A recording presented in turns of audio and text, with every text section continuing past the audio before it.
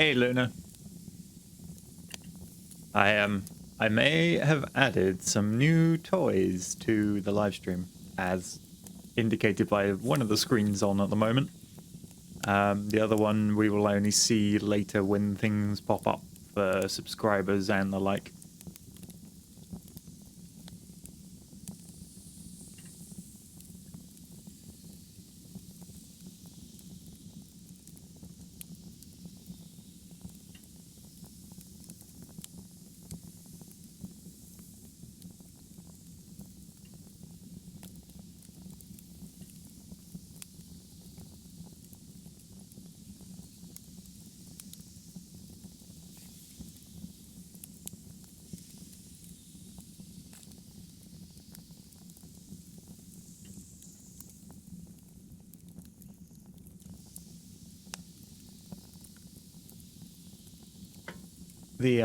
The strange background noise is Lumina. It's lots of snakes hissing away on the menu screen. That's not anything to do with that flashy overlay.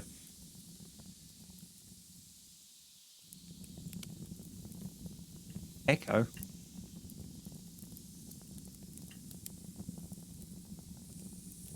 You mean echo? Oh, yeah, typing to yourself. Okay. Don't do that. I thought I had something wrong with the voiceover.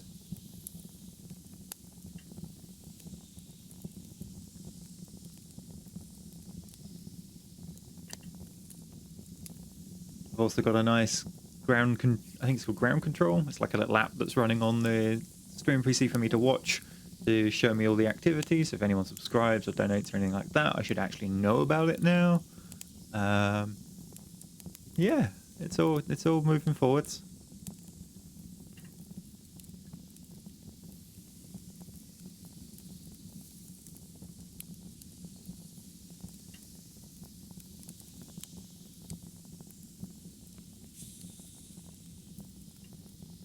Let's spam this chat a little bit and see how high it goes.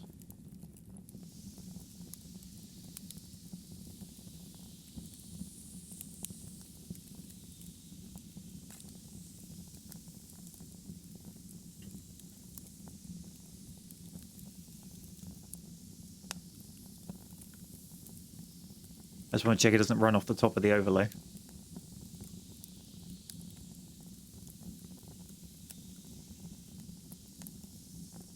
It's probably best I do it as well, because otherwise there's a bot in here that may end up muting you. Although you're a moderator, so you're probably safe, but other people may not be.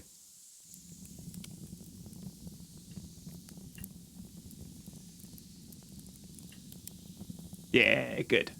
It stays within the window, it disappears off the top.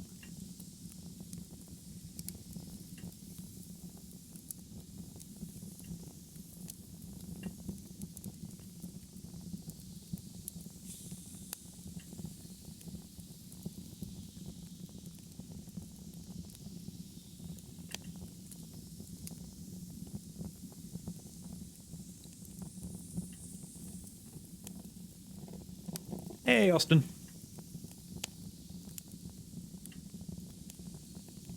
Yeah, so I've been wanting to improve the notifications and like the wait screens and stuff for a while. So I've got a Be Right Back screen here. There's another one in the pack that's similar, which is for the waiting to start, which has a countdown timer, which I will probably bring in next week. I didn't have enough time to really kick it off and get it going in time before today. There is, once we get over to the main actual video with the webcam and stuff, there's when someone subscribes or donates or does a super chat or, you know, any of those other weird things, there should now be, instead of it just being some random text and a GIF doing a weird little dance or whatever the default is, there should actually be a proper little banner thing that comes down from the top and hopefully looks slightly more professional. I've actually got round to enabling all of that super chat and sponsorship and subscriber chat tracking and tip jars and whatever that YouTube has, because obviously I'd never really bothered to stream properly on on YouTube before, and some of those didn't even exist when I was streaming on it last time. So they were on Twitch, but they were never on YouTube. So that's all been done now. I think there should be a new join button on the channel, which is where one of those is. I think like there's a subscribe and there's a join now. That's just the way they've done it. I think it's probably their own fault for using the word subscriber to mean something that was free, and so they had to come up with some other word, which I think they're calling them sponsors. Yeah, that bottom right thing. So that's all set up. So I've just had a week of going through setting up stuff on the YouTube channel that I've never had to worry about setting up before.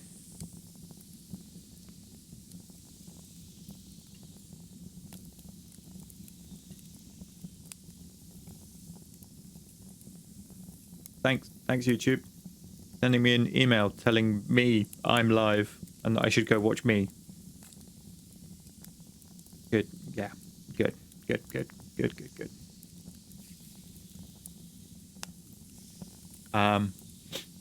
So my shopping list for improving things that I have to actually buy. There's the Go XLR, which is a sort of mixer voice sound quality type thing. The main one's like £280, I think. I was like, that's pretty expensive. And it's got a whole load of voice changer and sampling and stuff that I probably would never use. But they're bringing out a mini version in November, which has all of that extra stuff I probably never use stripped off, and halves the price. And it was like, oh, cool. So that's now on the Christmas shopping list. And then alongside that, I may look at getting some better lighting or a better camera or... what's the other thing? Oh, I need to look into those Stream Deck things, which is like it's just a little set of buttons that basically sits on a USB plug-in. But you can set them up to be macros, so I could push one button and it would send a tweet to say I'm live, send a Facebook notification to say I'm live, actually start the stream, and a million other things, and do transitions between scenes, although I'm not sure I can do the transitions because I don't use OBS. So I need to research that. That might be what some of the YouTube channel money goes towards, just make things more professional, improve it. I might look at getting an artist from Fiverr or something to make some more custom overlays, so still like the one you're seeing in the background now. I mean, that's a generic one I took off of the Stream Elements site, so maybe get a more customized one. Anyway, sorry, into chat. So who have we had show up? Luke Whitcomb, hello. It's a common name. Same for Josh, you're pretty regular as well. Nice to see all you guys here. He's liking the back graphics, good. Austin's been around pretty regularly. Luna Dusk, of course, he's a moderator. He'd better have been around regularly, otherwise he somehow snuck that thing. Apparently, I'm subscribed to myself. Oh, yes. That's possibly why I got the email. Can you subscribe to yourself? I don't think that's a thing.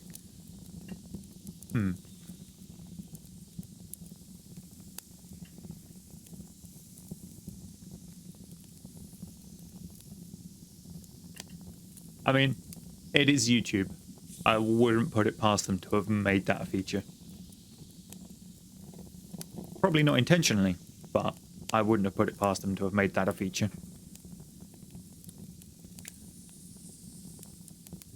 I love this. You get up, it's nice and cold. I put on my nice fleece-lined university hoodie because it's freezing. Turn the stream on, within 5 minutes the room is a sauna. 2 PCs running at even remotely full strength. Very rapidly put out a lot of heat.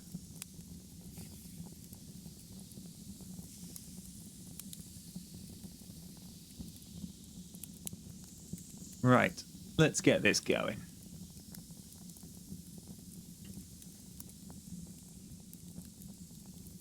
Okay, that's the recording started. Now apparently if I click this pause button, I can't do.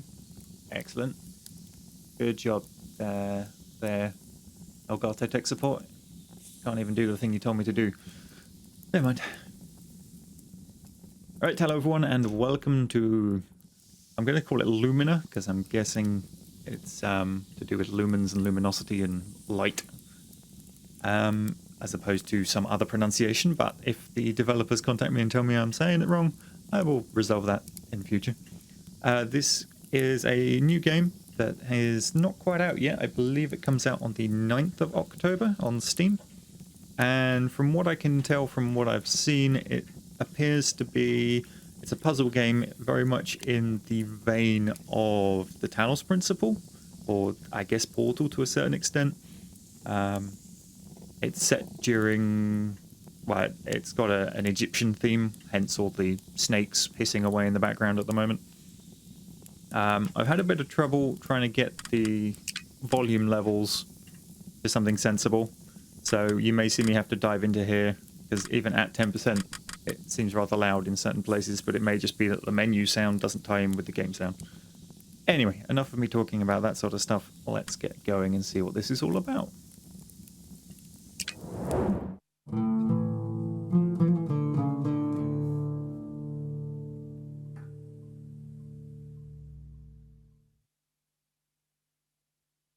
Yay, we departed from Abu Simbel and went west deep in the desert, as the old map indicated. Yesterday at 4 AM, a sandstorm awoke us, and in the chaos and the dust, my guide... Oh, names, really. Al-Hazred disappeared. After walking without directions in the dense winds of sand, I lost consciousness. When I awoke, the winds had settled, and I was in front of the wonder of wonders, the lost pyramid of Carnifer, the mad pharaoh. I finally found it.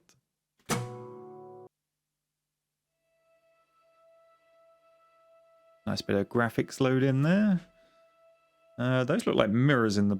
Well, a mirror and a prism in the bottom left, maybe? Oh, are we going to have the mummy-style light redirection?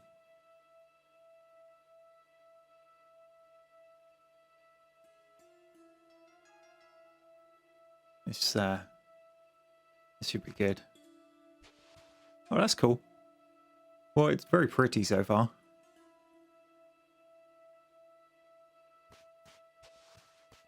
Guess we follow the what remains of these columns. That's a big old scorpion.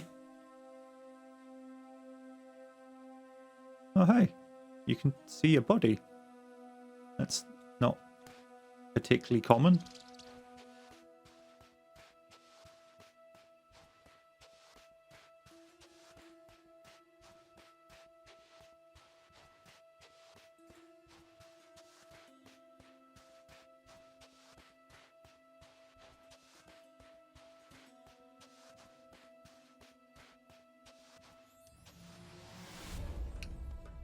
Well, yes, I'm glad we can translate Egyptian.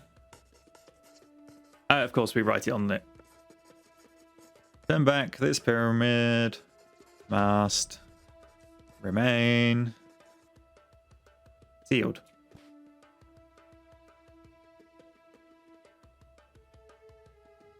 I wonder if that even remotely what those symbols mean. You know, whether they went to the effort of actually trying to make the sentence, or they just stuck a load of hieroglyphics in and went, cool, yeah, that'll do.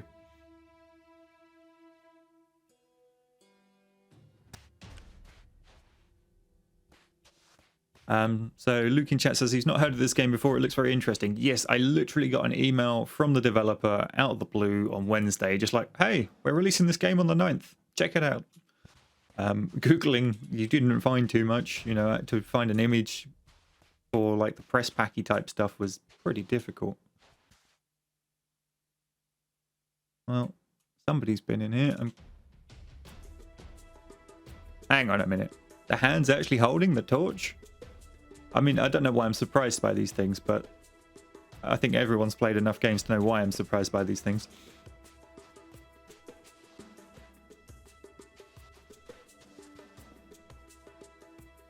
I like the concentric rings effect on the torch as well for the focusing. Now that's a different colour. Are we going to fall down a giant pit?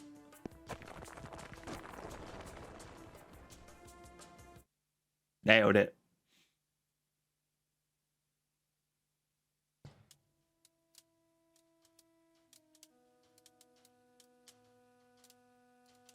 Some things about it are predictable.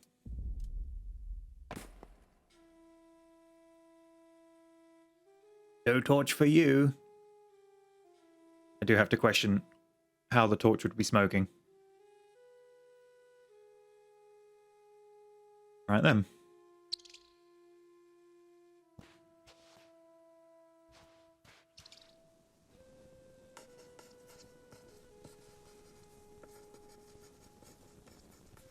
We stared too hard into Amun-Ra's light and failed to see the shadows. All right.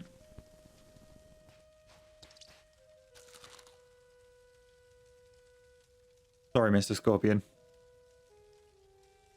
Although that did sound like someone biting into an apple, to be fair. I mean, you get sound effects where you can get them, but...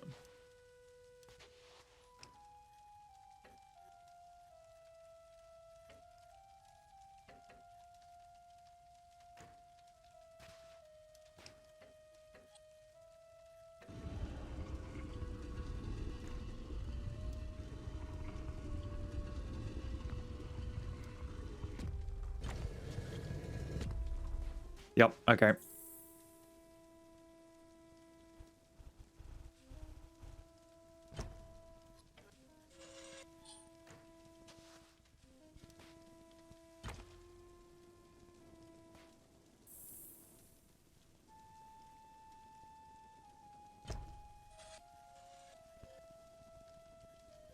Look at...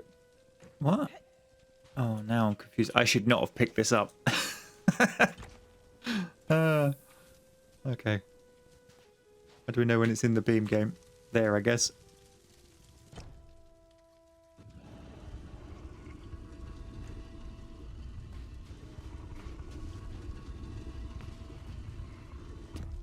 So, chat says there are no vowels in hieroglyphs. And we've got to beat Howard Carter to finding Tutankhamun.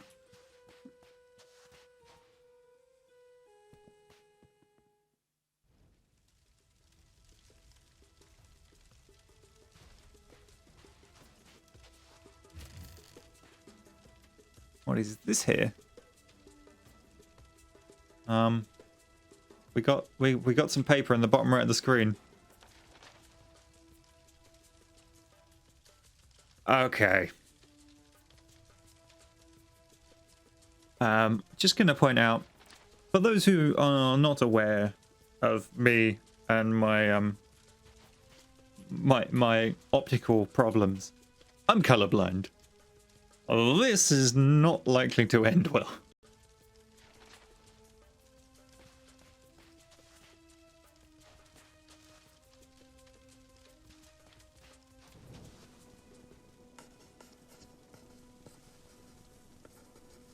Okay, the architecture warned us. A secretive group of wise men was formed.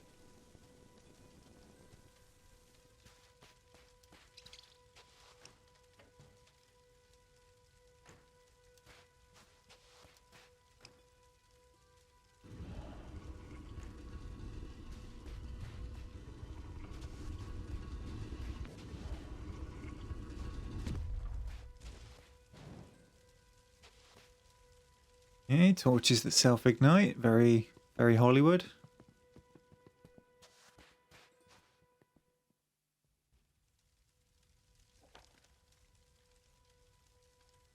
Okay, so we've got a snake, we've got some legs, and we got a weird ball head thing.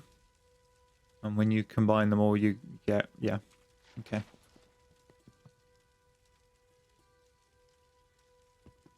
Alright, now I'm guessing we have to pick up mirrors and move them around.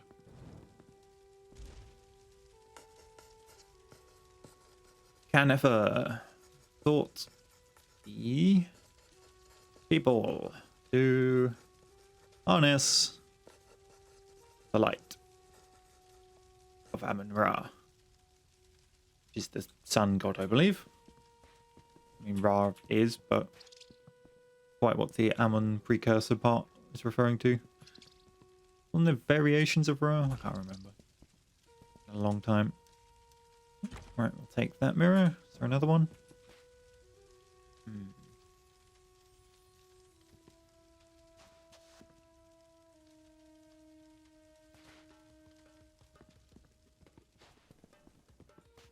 So why are there two beams of light? My guess is you put this mirror here to open the door, and that'll be a second chamber where you have to get a second mirror to then bring back to this one to then shine back through the door and hit something else.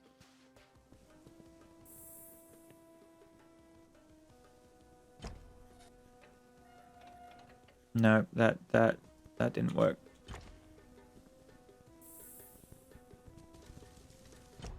There we go.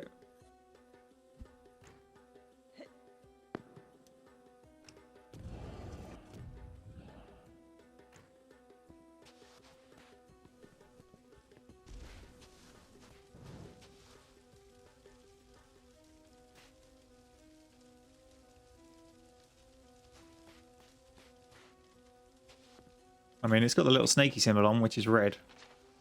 Is that their way around the colours? Have they put in a way for colourblind people like me to actually play where I can ignore what the colour of the thing is and look at the symbol instead? If they have, I'm going to go find this developer and give them a hug, because, seriously, more people need to do that kind of stuff.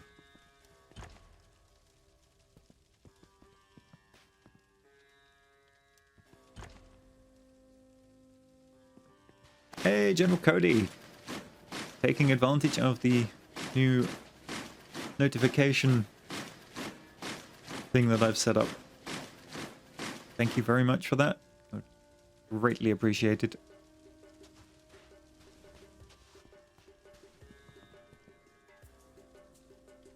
Right, let's put this one just here.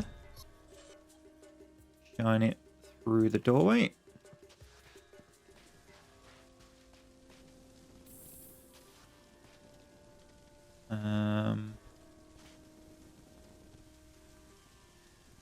I didn't put it pointing high enough. Or did I? Yes, I did. Oh, no. Okay, so red, green, and blue. Oh, I stood in the way of the beam. Go together to form... Oh, no. So green and blue go together to form whatever the hell that colour is. And then red joins it to form the final one to get the little dude there whose symbol is on there, which means I don't have to worry about colours. Excellent. Developer, I love you. Popping over to chat for a moment, Luna Dust says, Amun is the ancient Egyptian god of sun and air. He is one of the most important gods of ancient Egypt and rose to prominence at Thebes at the beginning of the period of the New Kingdom.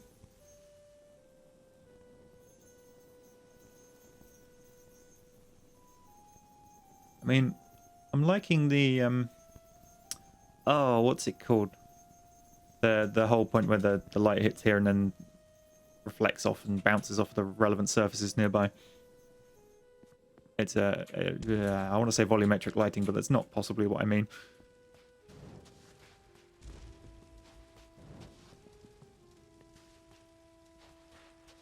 Oh, we got two sets of things to read here. Okay.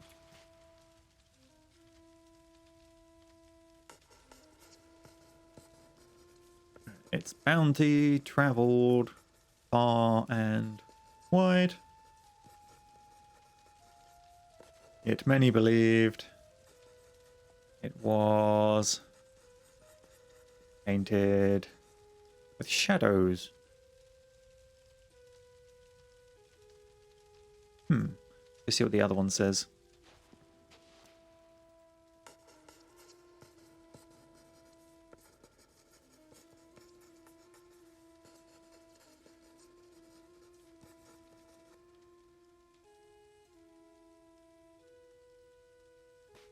This land was once fertile and green. This door requires a snake on legs, which is green and red.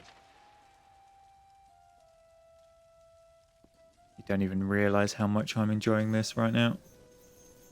Like, Just a game that even remotely appreciates people have issues with color. Hello. Right, they intersect at this central point, so if I put the mirror there, they should join together on the thing and reflect back onto there and be joined. It's just what the door requires.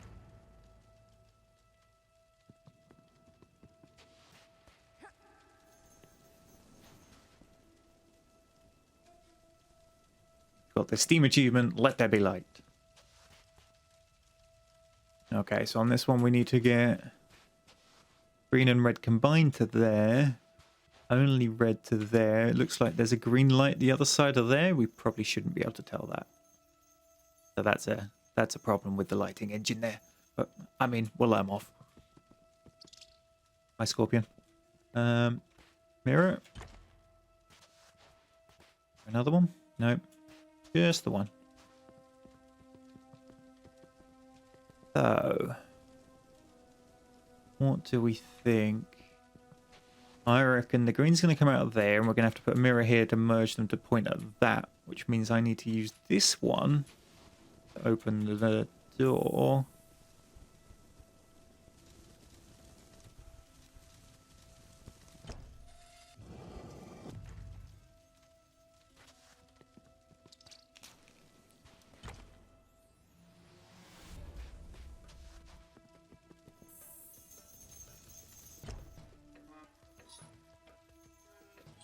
Oh no. Oh, there we go.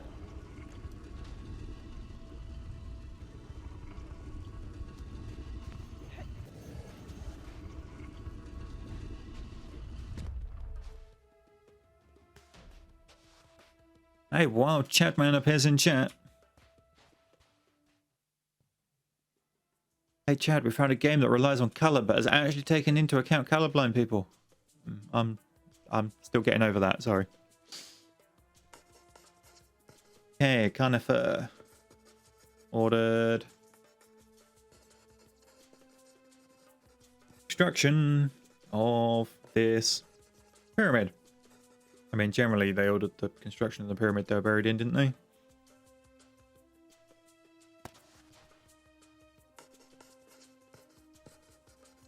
We wise men altered the plans. We had to think in reverse. Okay. This bit just made me think of that Darth Vader, what's the name of the thing? I can't remember who did it. It's an animated thing. I have altered the deal. Pray I do not change it further. I want to say Rooster Teeth or something, but... Oh, hello. We have a prism to play with.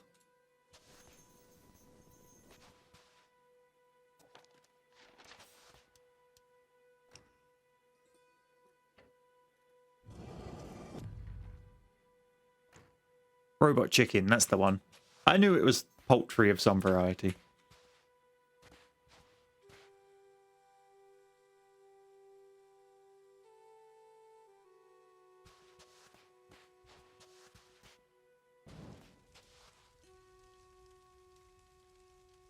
Nice bit of ancient Egyptian crystal glass there.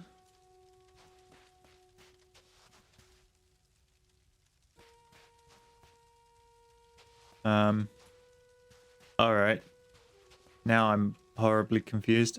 Do we need to get red to there? I'm assuming it can go through the window. There's going to be some funky stuff going on with this now. But we don't have a mirror. There must be a mirror somewhere.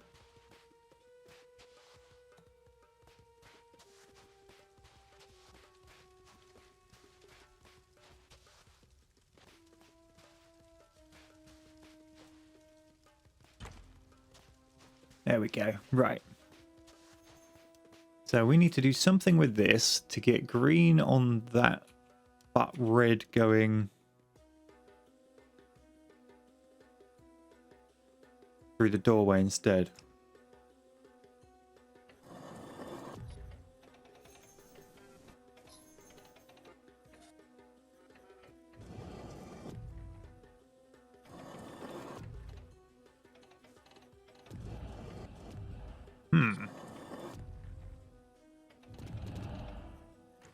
We take this?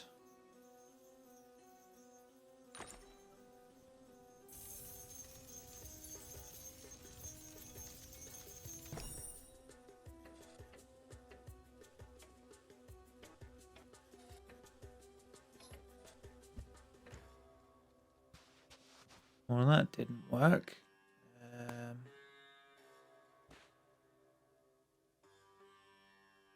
Almost want to like flip it 180.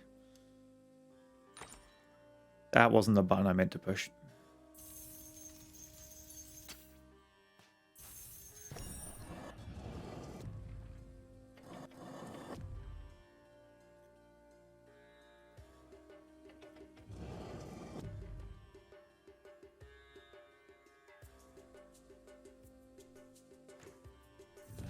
Like, I could put the mirror here to get it through into this room, but that wouldn't get it to there.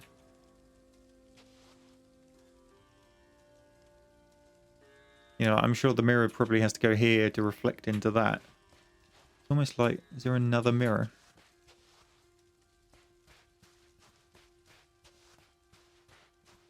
Don't tell me I'm going to get foiled by this already.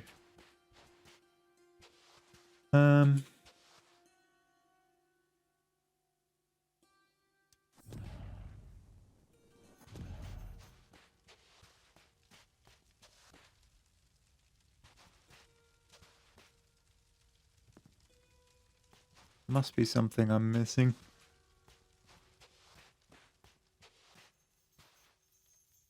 Ah, no.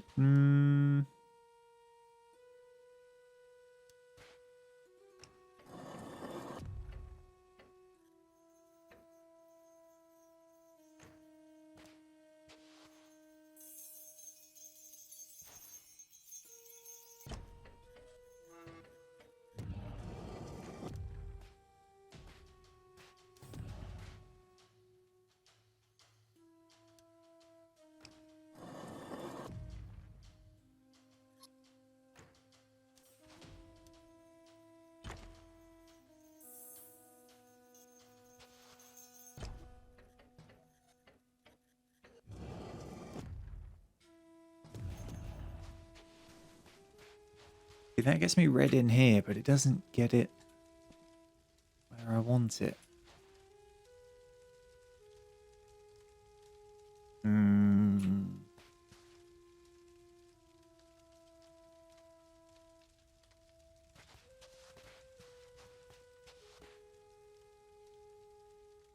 Not like a mirror up on the walls anywhere I can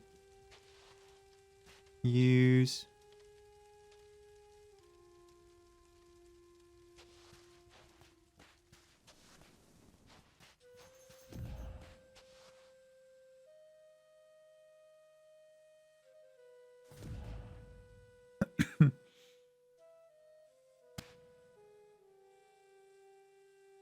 Give me a minute.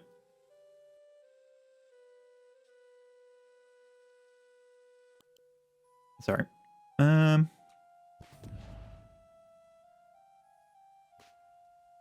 alters the plans. We had to think in reverse.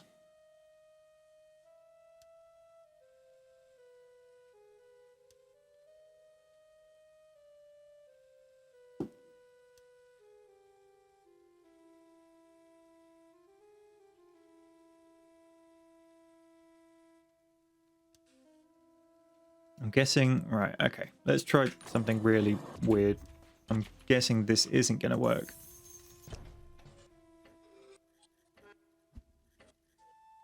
No, it needs to actually be green. So this has to be the prism. There's, you know, there's no other option. It always comes down so red goes that way.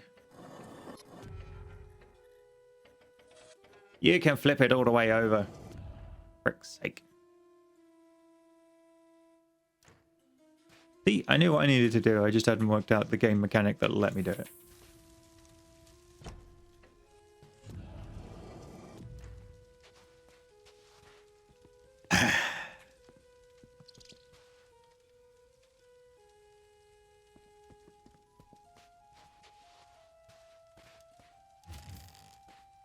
Nothing. Nothing. Nothing.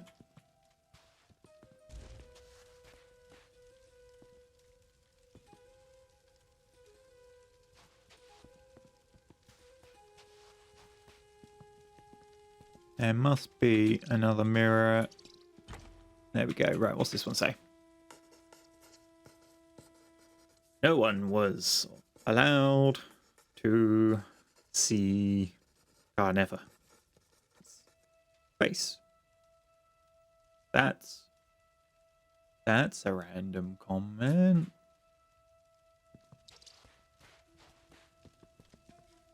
Right, well, obviously the first one. Oh, as soon as we do that, we're going to close that door on ourselves.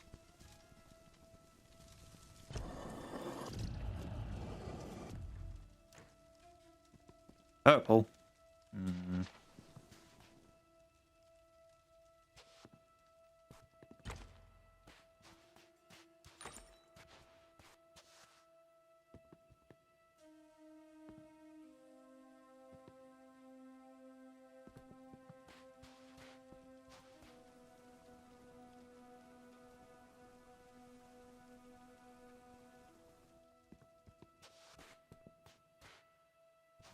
So, prism. Oops.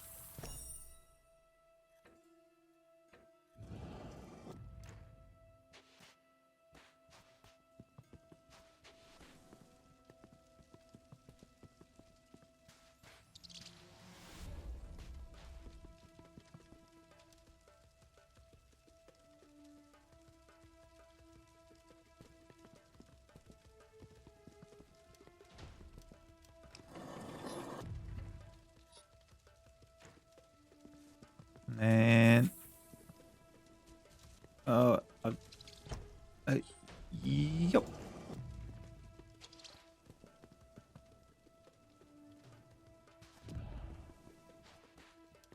Additional mirror.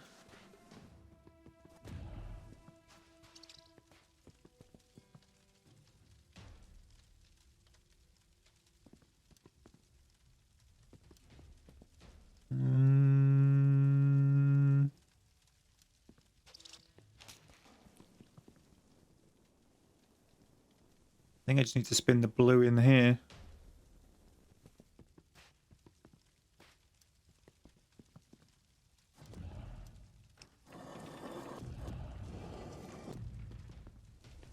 Understand why I've got the extra mirror.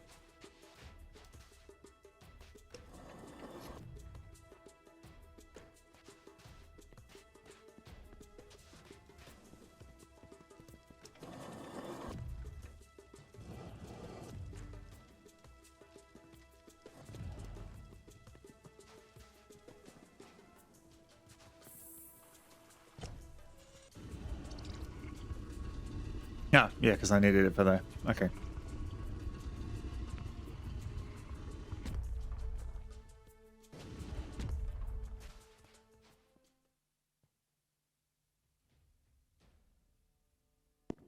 All right, next. We have... Why has that not got a symbol beneath it? Game, you were doing so well.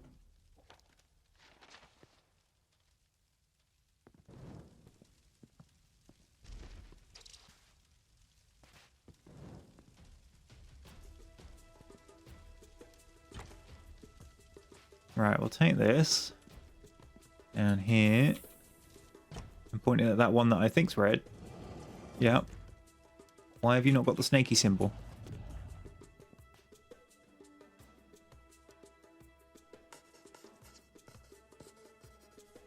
Anefa was tall, and those who heard his voice were not themselves. Okay.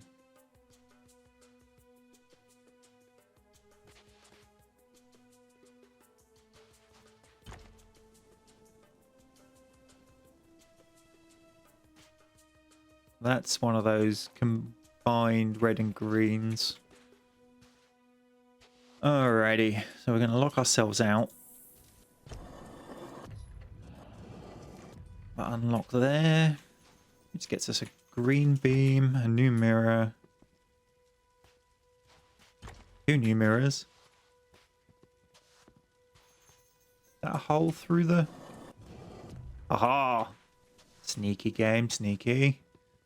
But I sees you.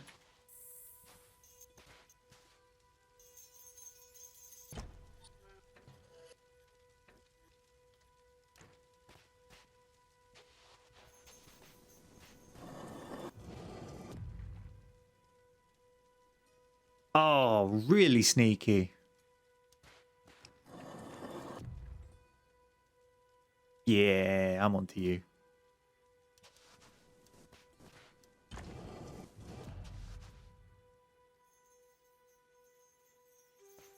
Right. Then we put one here that points at there. And then redirect the red onto it as well.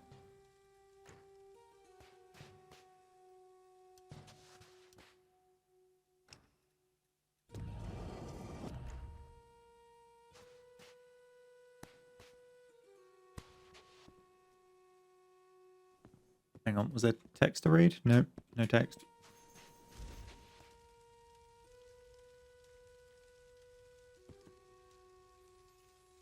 How many 1,000-year-old water that's apparently still flowing, so it's probably actually from a nearby river, but aquifer.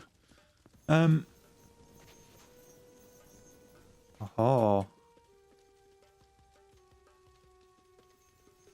Oh, you... Yeah, okay. And there. Flip you all the way over.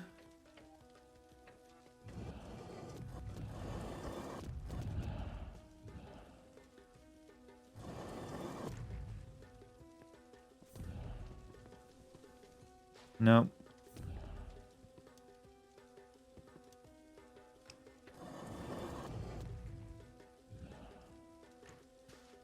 Might have to refine that a little bit, but...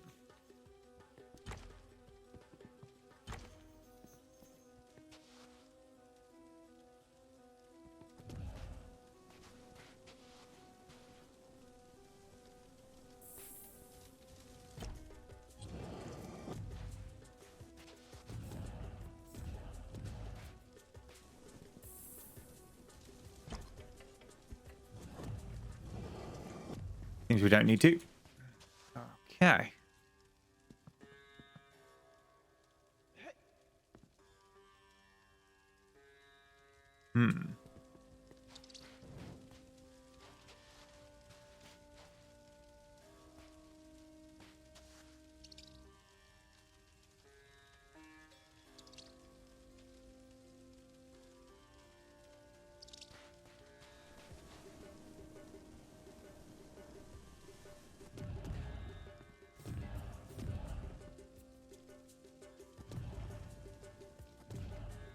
Okay. Okay. Now, this is gonna get... So we don't need this green anymore. We've got all we need out of there.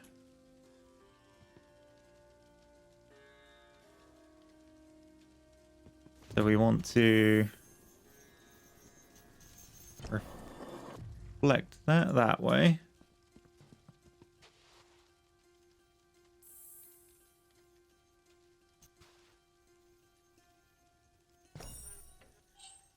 Just put the prism there for a minute and then redirect this.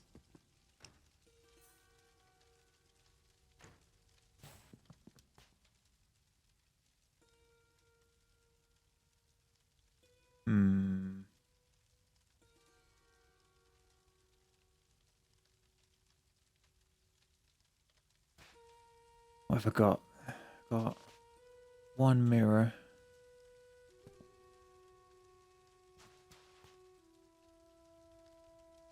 If I put this closer,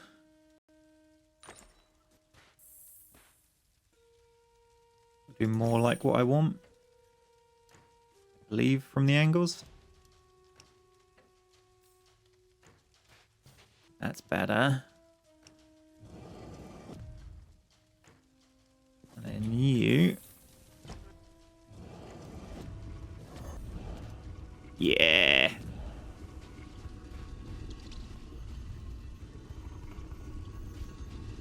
Yeah, the spread on the beams was too wide. We were too far back.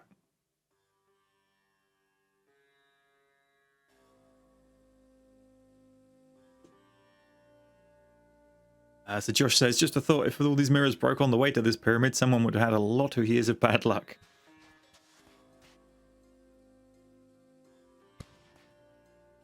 Alrighty, blue and green with seemingly no mirrors. Ah, hello.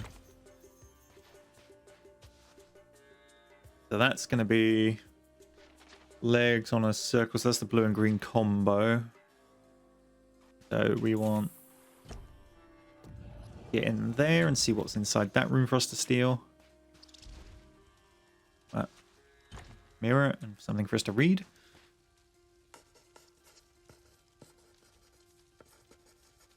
As the architect had warned, the land began to wither.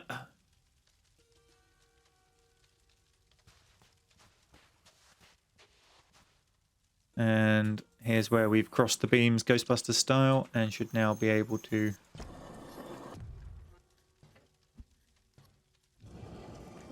get through.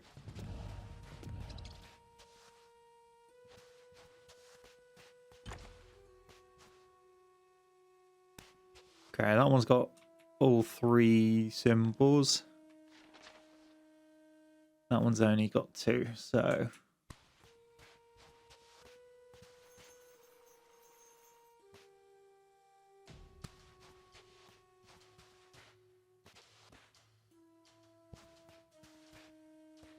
That's what I was looking for. I knew there had to be another mirror somewhere. And that strange stone block seems far too helpfully placed to not be the target.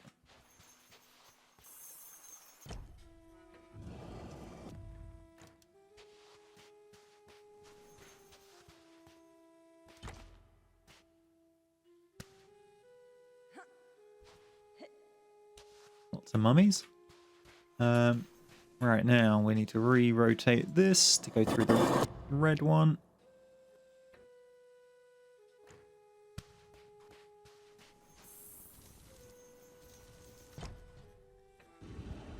And then that lets us through.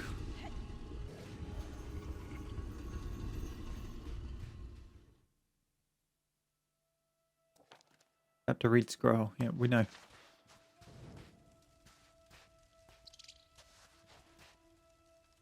Oh, this looks like it's going to be, yep, prism o'clock.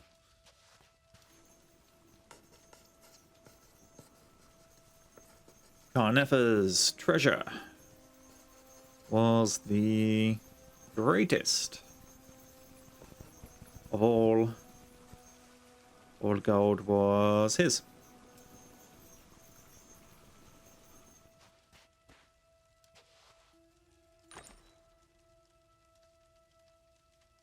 Okay. Well, we're not obviously going to get blue going both directions with a prism.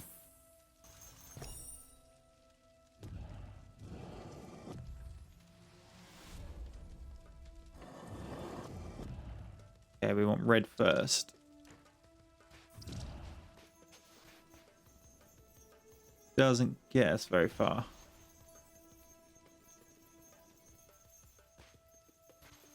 There another mirror. Oh, maybe actually that blue opened that door. Yeah, so we'll get something out of here.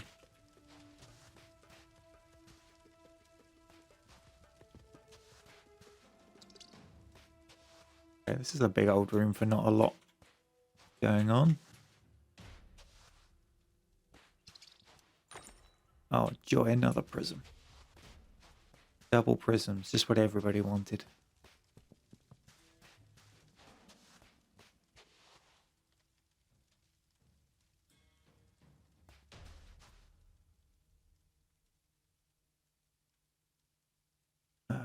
Okay then.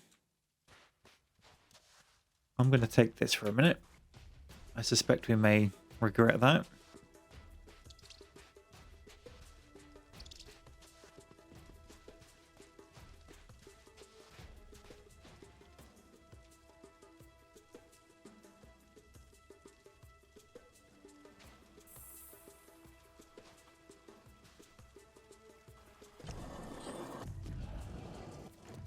What's behind door number 3?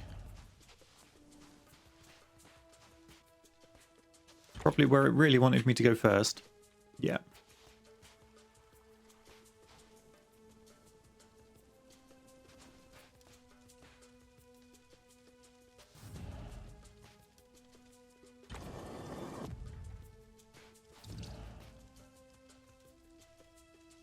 Okay.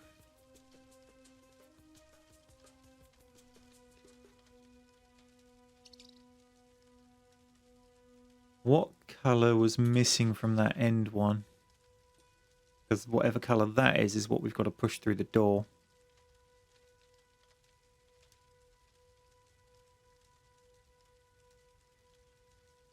Now, I reckon this goes on here. Because that'll be the optimal distance for splitting blue to the right, red to the left, and green down the middle. And then we use the mirror we got to redirect it into the prism.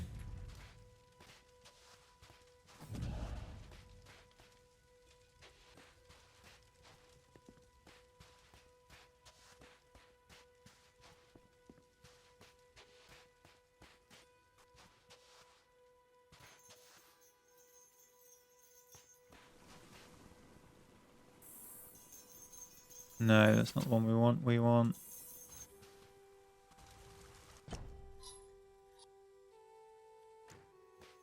Oh, no, that's not going to work. No.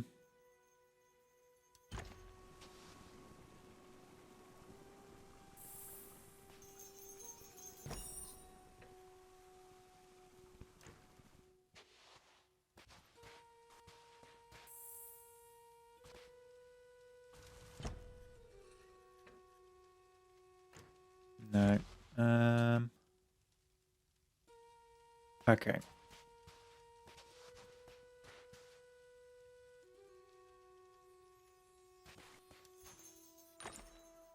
What colour is this? Red and... No. Blue and green. No. Yeah, blue and green.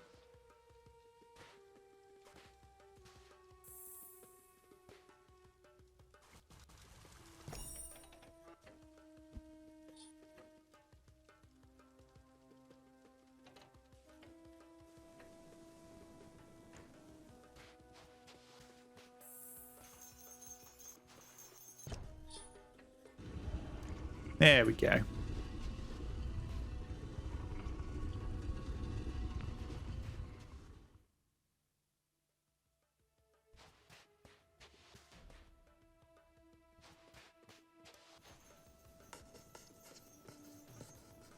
We wise men used crystal glass to filter Amun-Ra's light. That would have been a useful comment when we were first entering the pyramid. We have kind of, you know, worked it out. Oh, okay. And hello, red.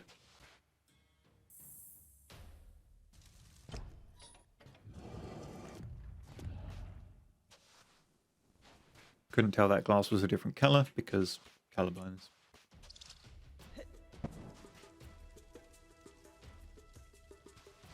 That'll get me... I'm going to say purple. Which is blue and green combined. That'll get me green. And that is unknown.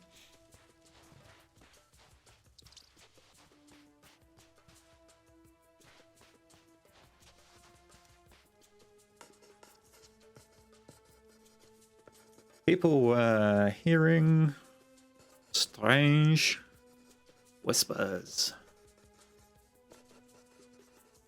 in the dark.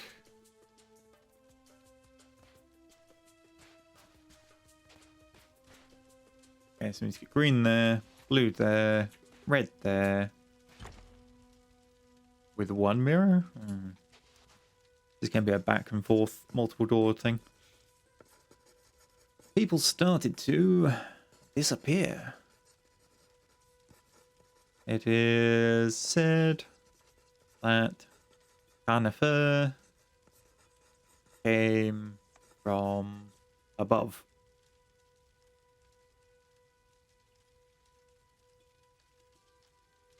Well, he's not coming from above at the moment.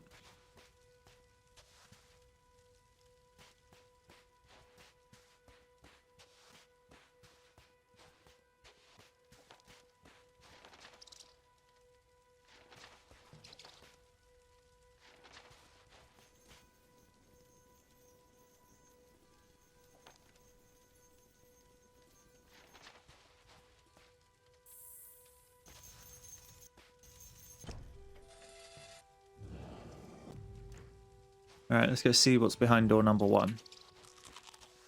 Oops. Just ate an apple / stepped on a scorpion.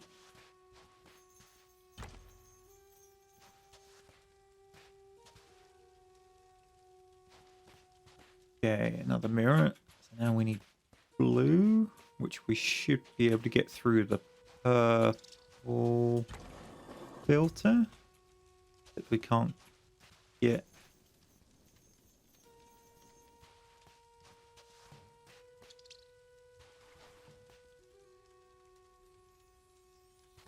Maybe we need to do green.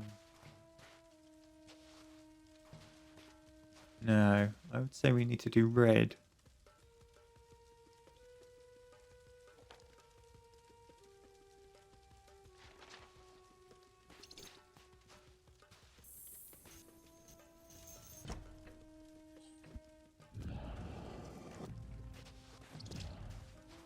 The green and the blue. Was it the green and the blue? Look like they're on a.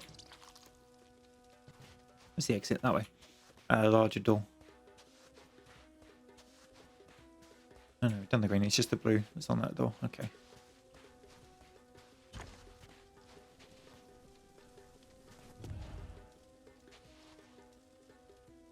Right, so I reckon we need one of these here. Directing there. And then we just got to get blue through to the other side.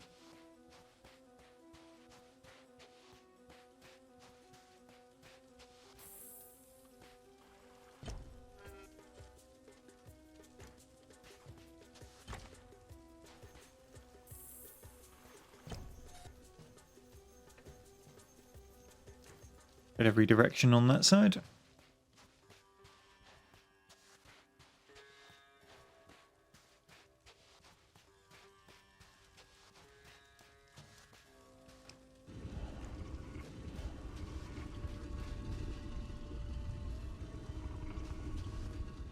I'm enjoying this. But then logic puzzles are kind of one of my things. I guess that's what you get for being a programmer.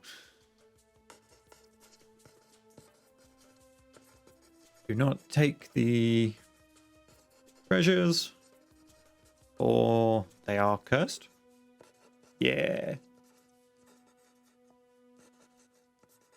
And keep Carniffer from coming back.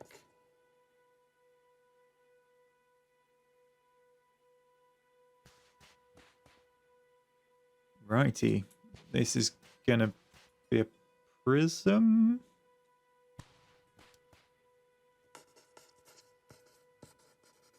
Something each tainted treasure taken, the darkness creeps in.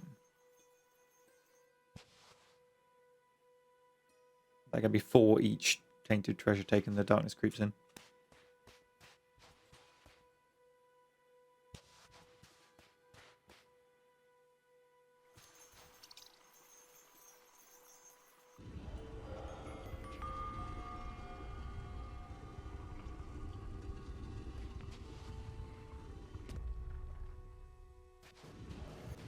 Well, you didn't exactly give me a choice there, game.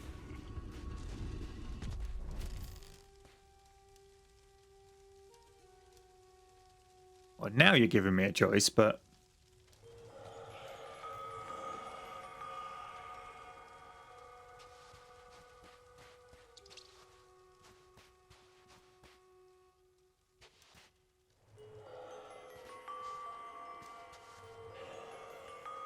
I mean, you guys would never forgive me if I didn't do this just to see what happens. I suspect I'm going to be brutally murdered.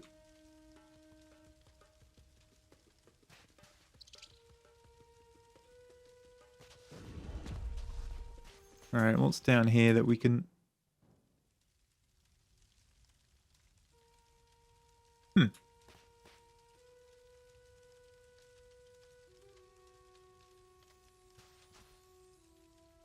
We didn't get to go in those other rooms.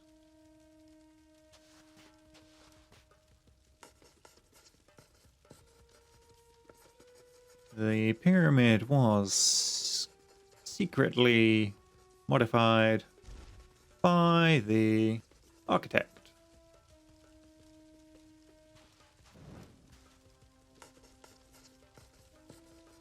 The light of Amun-Ra brings the shadows. Okay.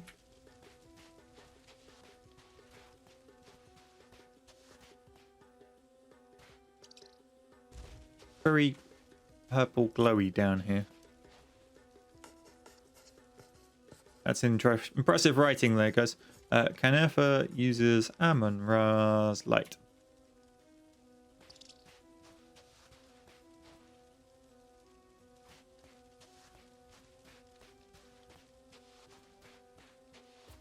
We got a big old blue filter.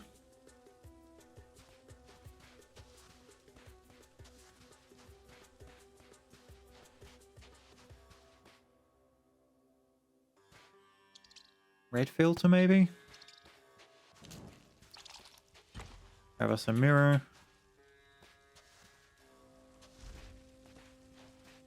Alright, so if I had to guess, we use this one first to open whatever the hell that was, and run all the way back around.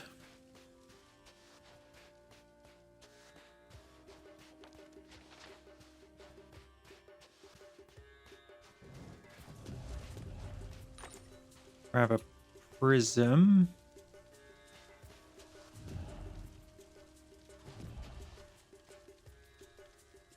Oh, are we going to get blue and green out of this?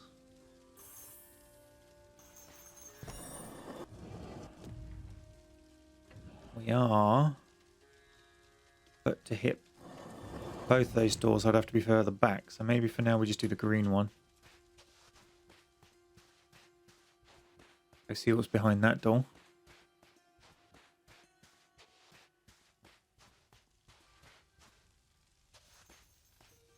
Blue. Of course it is. We need to flip it over, reflect it in. Lots of running.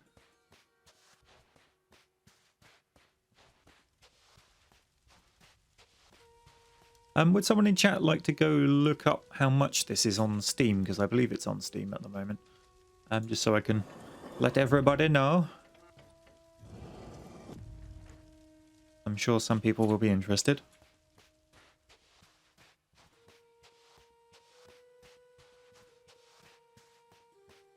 Right, that's got me blue in the room. And then I can redirect there. It's another colour of glass I can't tell.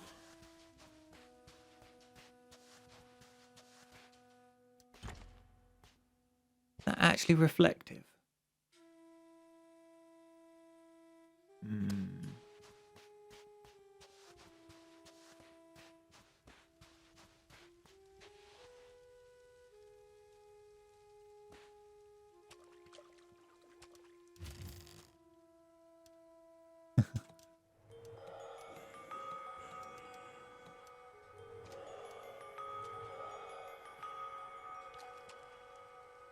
I think the developer's trying to make a point that people are loot whores. And it would be entirely valid.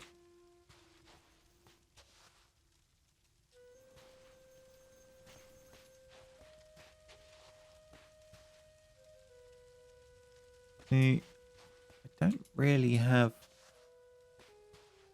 I need to do anything with that at the moment. I think I need a mirror and a prism, but that means I need to be able to stay not locked out of this room.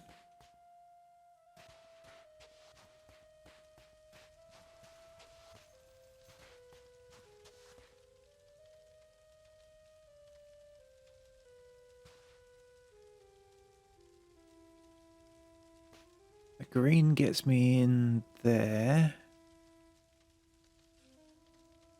Now we're in a quandary.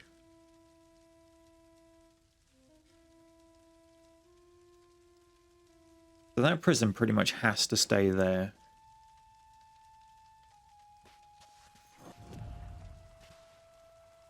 I can't even remotely get through that without...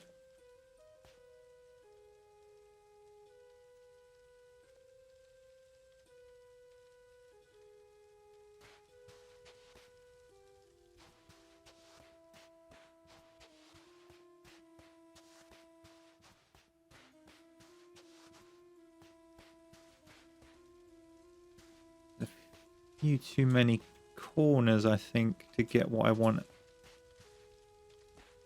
around there.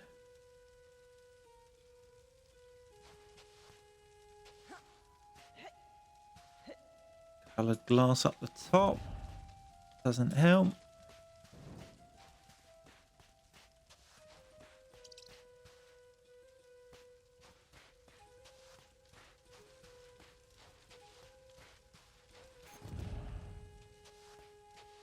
Okay, hang on. I wonder if that... This is definitely a multi-stager. Yeah, that door links to there.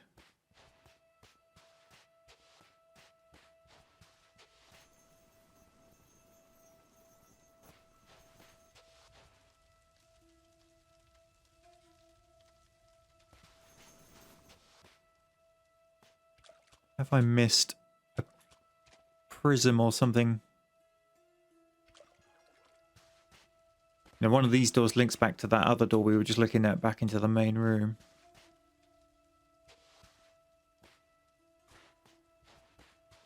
There we go.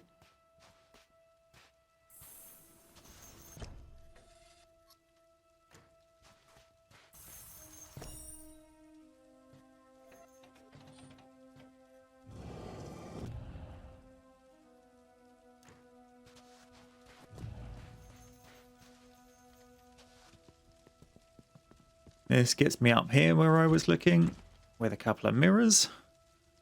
Oh, this one's fiendish.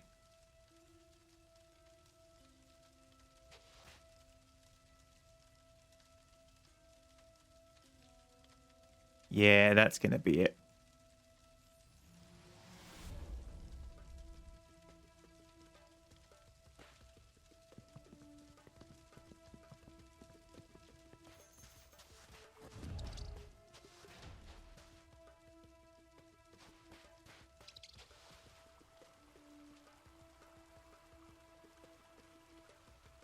So I need to get red down here, along here.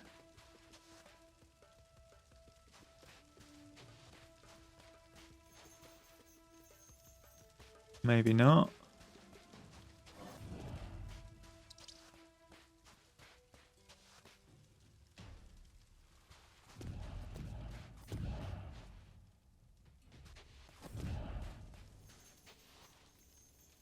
Red will go through there.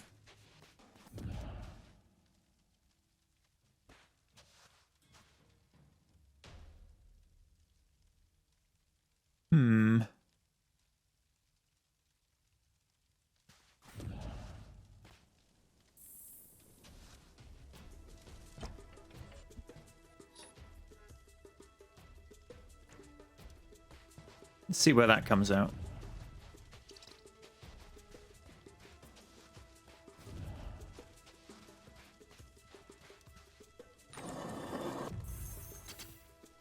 I didn't mean to push that button.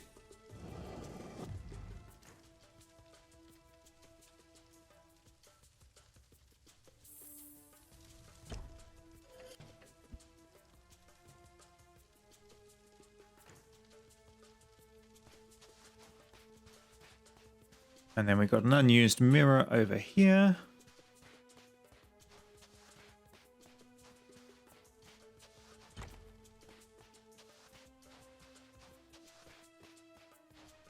Why's that bit of glass there? I wonder if there's multiple solutions. Maybe.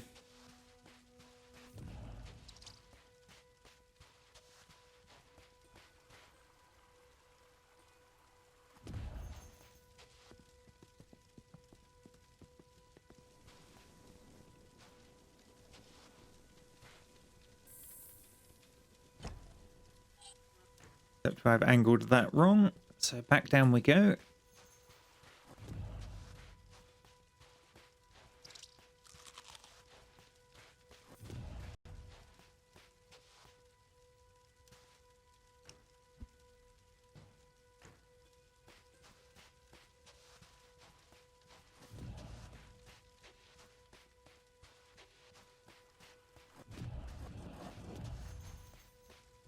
Back up we go.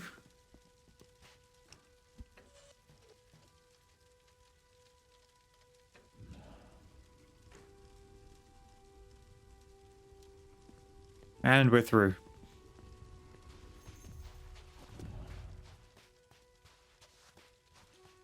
Oh.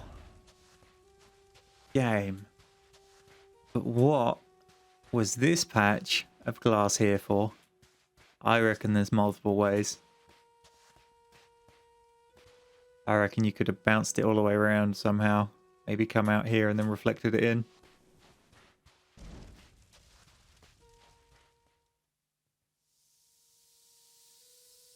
Right. Well, that is all the time we've got for now.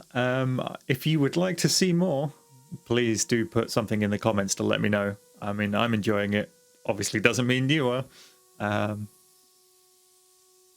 yes, so please bear in mind that Lumina will be out on the 9th of October. I will do my best to get this video up before then so you can see it before then. And feel free to go and, you know, support the developer if it's a game you like. Thank you for watching.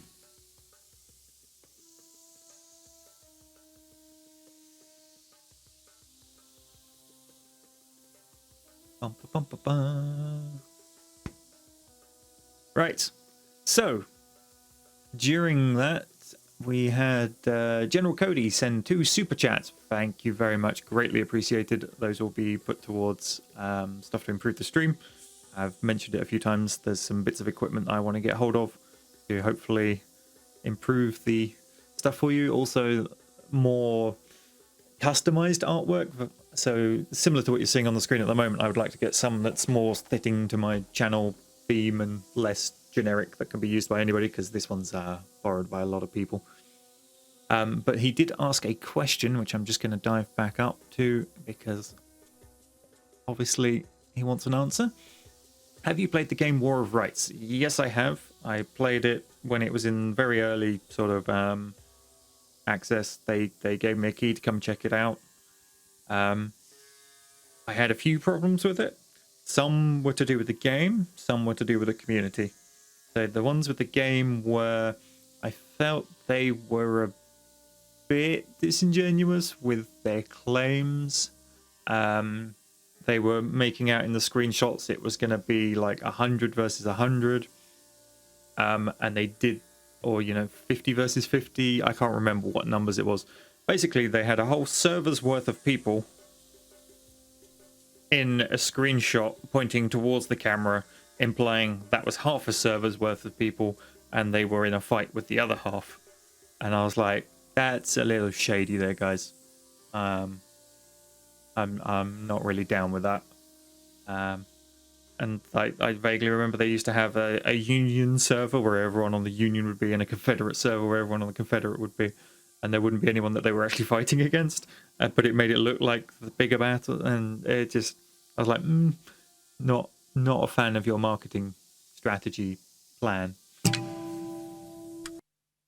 or approach. And then the other side of it was I found the people playing it were, I mean, I'm trying to not be rude here. They were very, very into their American Civil War reenactment to the point that they had a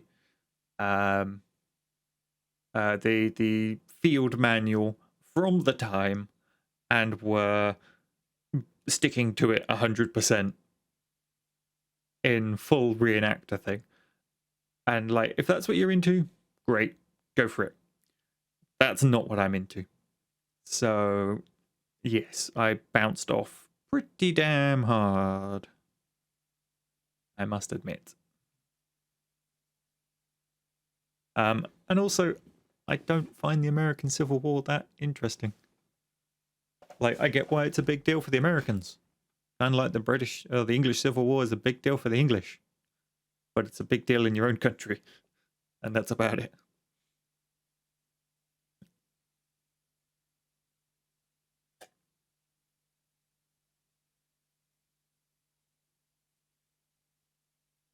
So yes. Sorry if that's not the answer you were looking for there, Cody. I mean, I would be prepared to revisit it. It was a long time ago. But I would be revisiting it from the public perspective. I would not be trying to do private events because I am sure those will still be very much the way that I remember them.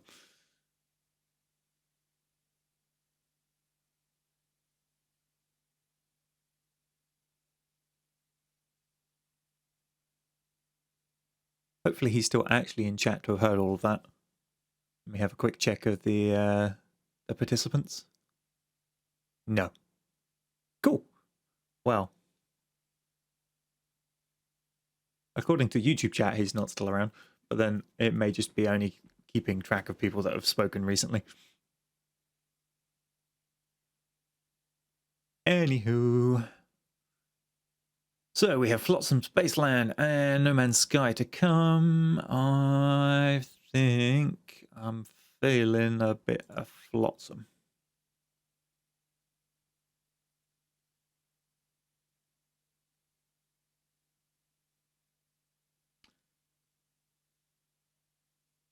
But yes, your super chat donations are very much appreciated, Cody. I'm sorry if what I just said about probably one of your favorite games, given the way you were coming in to ask, possibly didn't sit too well. But you know, everyone has their own things.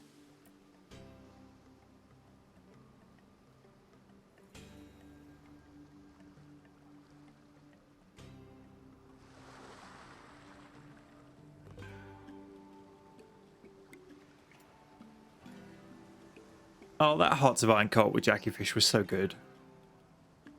It's a shame it sort of petered out. That whole concept of split, like the Hearts of Iron concept of splitting a country where each of you has a commander and someone's trying to... I really wanted to do that as a series. So one person is in charge of the economy of the country. Like, you're all playing as the same country.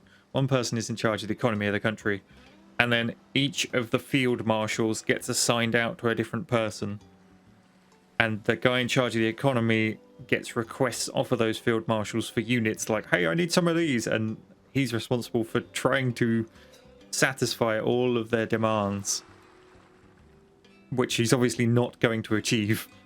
And if you had lots of people involved, you know, you could have generals leading armies under the field marshals who make their requests up, and using the plans drawing thing, you know, the field marshals could go, hey, we're going to do a high level plan, this army group is going to invade here, and then the generals themselves could go, okay, I now need to draw out my plans to try and fulfill my portion of that grander plan, and then let the AI fight it out with minimal micromanagement. But trying to get groups of people together consistently is impossible. You know, unless you were all a group of full-time YouTubers who had nothing better to do and probably were all house sharing, you just can't coordinate well enough to get stuff like that happening, which is a shame because, I mean, it would be great. Which is why my sort of spin on that is the Napoleon Total War thing we've got going at the moment, where the commanders pick their orders for 6 turns and it's all done in Discord, outside of the videos, not live. And even there, people have been like, "Oh, life's happened. I need someone else take charge," which is why I've grouped people in pairs as well. Because if something happens to one person and they don't have time, the other person can cover for them. Which Luna Dusk has been doing a great job. And so has Blue Kiwi, because the other 2 guys have had things come up. I think Fansjodcast caught up with the videos yesterday, so he's started giving some input now. We'll start seeing some orders coming through in episode 4 for anyone who's following that series. Episode 2 will be out tomorrow for those who are interested. I'm trying to make sure every Sunday has an episode, and if there's a couple of extra ones that slip in during the week, great.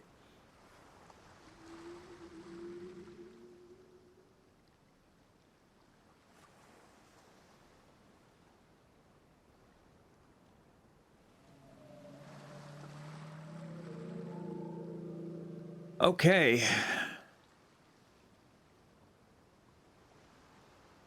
So we have some patch notes for Flotsam. So half Flotsam island spawns 20 to 10 due to all Flotsam now spawning inside range. Fair enough. Version number, default survival guide. Abandoned town boat was mooring. Nothing to do with our problem, which is we're running rapidly out of water. Fixed an issue where you couldn't save in certain time zones. Wow, that's a bug and a half.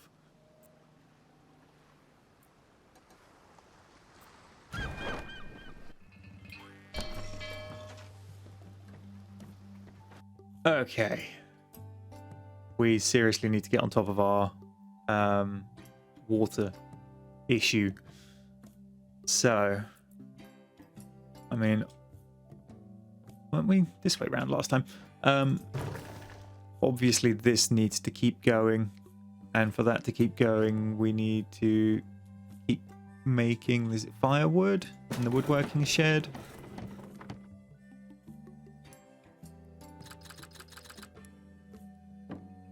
I think I'm going to rapidly save up for a second solar still just to take the pressure off.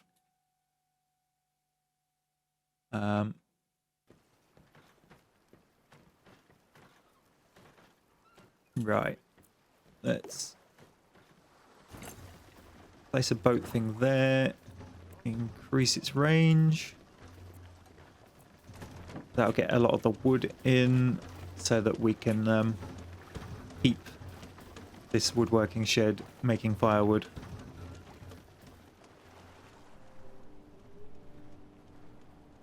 Ooh, that lagged pretty hard when I went out that far.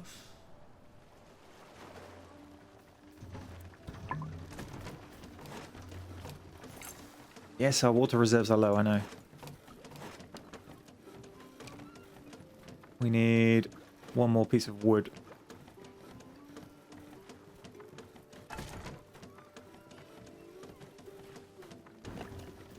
We are low on plastic though, so I'm going to... What's that outer ring? At the swimming range. Going to do that and have them prioritize the plastic.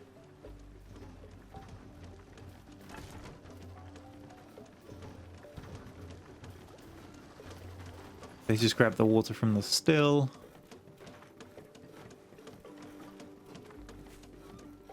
Just didn't top us up too much. Oh boy.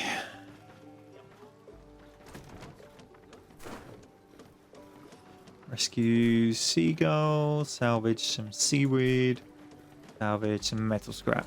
I've got bigger problems at the moment, boys, I'm afraid.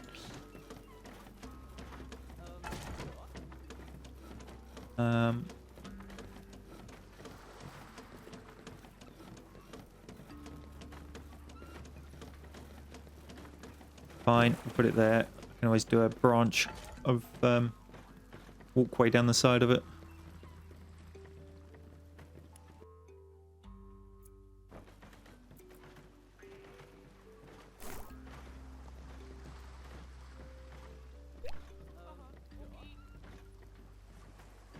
Need screws and pipes, which we don't have. So what do we need to get screws and pipes? Screws and pipes. We need a scrapsmith. We need plastic, wood, and scrap metal, which we're starting to get. So that's probably a good unlock.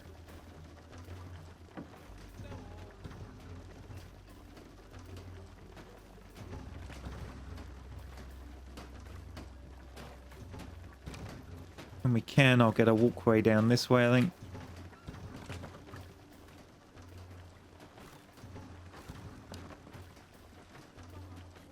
That salvage boat is going off to get some plastic.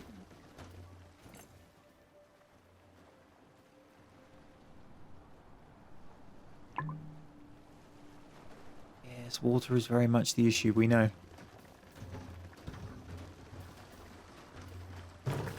I mean, we're distilling as fast as we can.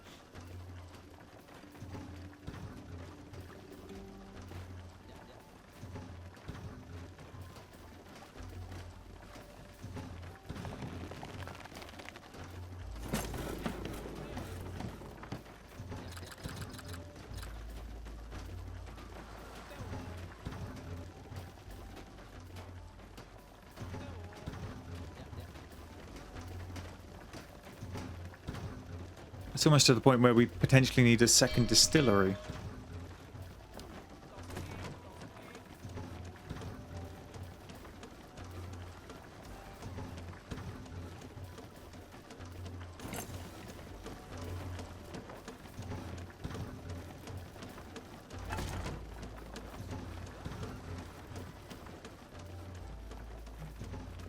Okay, we're unloading the plastic.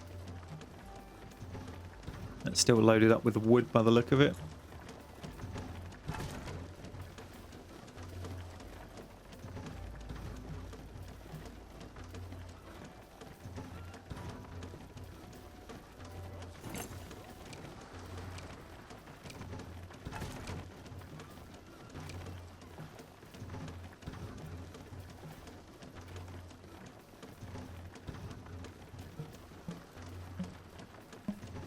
A lot of plastic to get a walkway on there.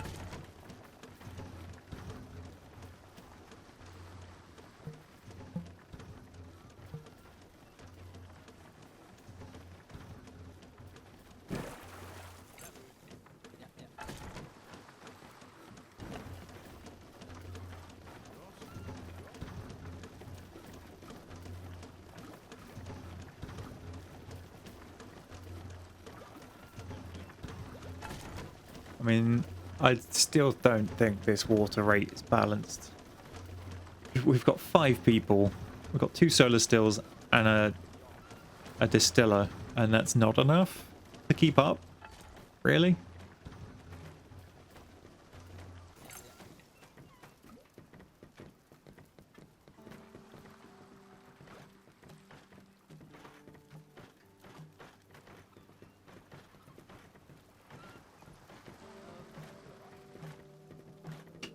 What is he doing?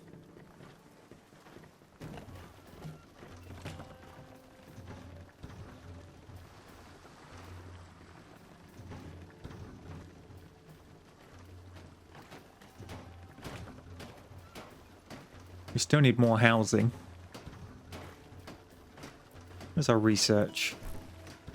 There's 5 for the next house.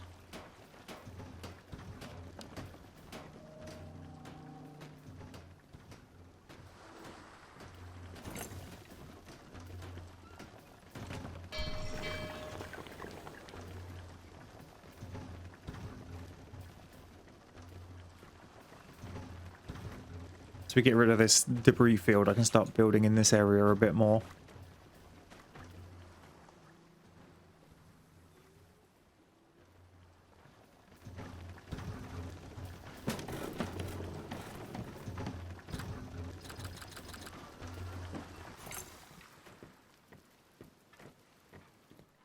Um. All right, we'll go rescue the seagull. I don't know what the seagull needs or does.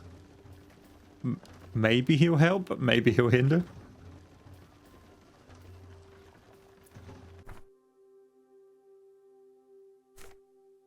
Thirst. No, doesn't give any guides to how much you need. Hello, Scumby, welcome.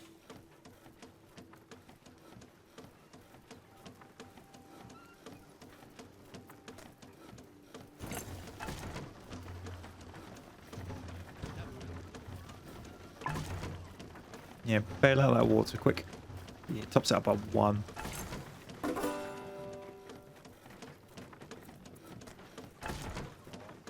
We've rescued the seagull. What does he do?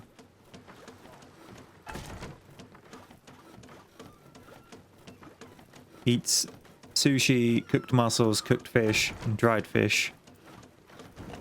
And hauls items? Okay. Does he drink? No.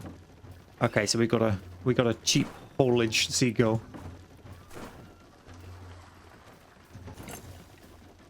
Don't know why we'd want seaweed. We will want the metal scrap eventually. Still got a massive plastic shortage. Come on, seagull, grab that plastic. Yeah.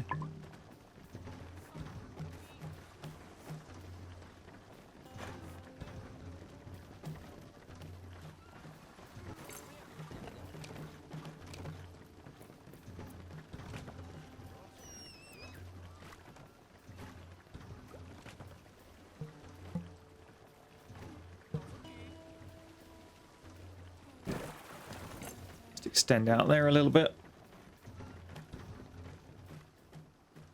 Yes, it's Steven Seagal. Steven Seagal. That didn't escape me.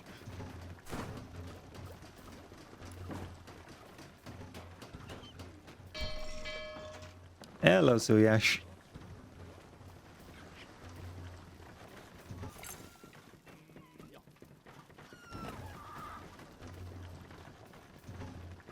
We definitely need some more firewood.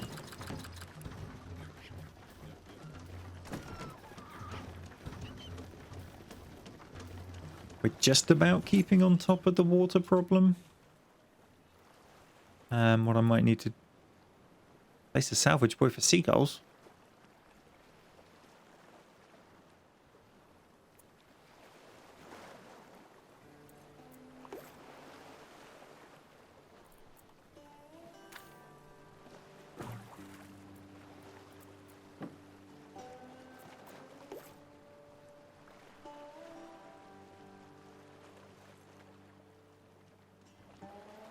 I mean, yeah. Is there somewhere else I can put it that isn't already being handled by the boat? Not really. I want plastic, so...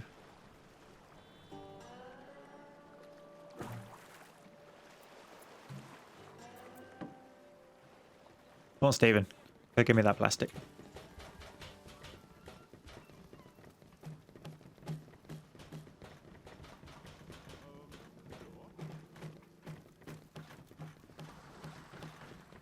Alright, so we need to build this scrapsmith when we get a chance.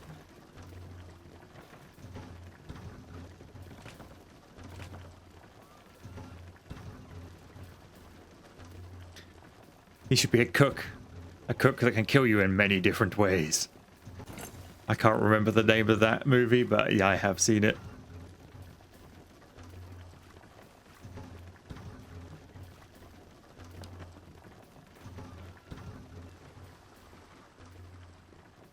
Under Siege, that's the one.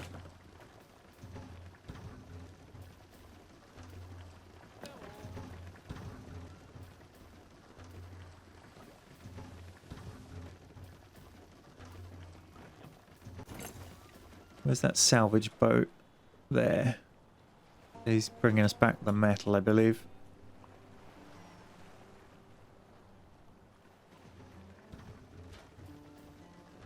Food is becoming an issue. We'll go salvage some seaweed. I think we got a fish drying rack. There's just no fish on it yet because the fisherman's only just got back. He should come chuck it on.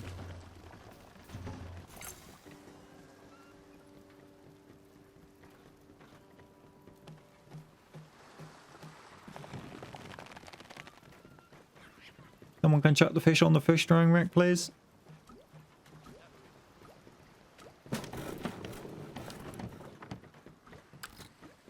Yeah, I'm just gonna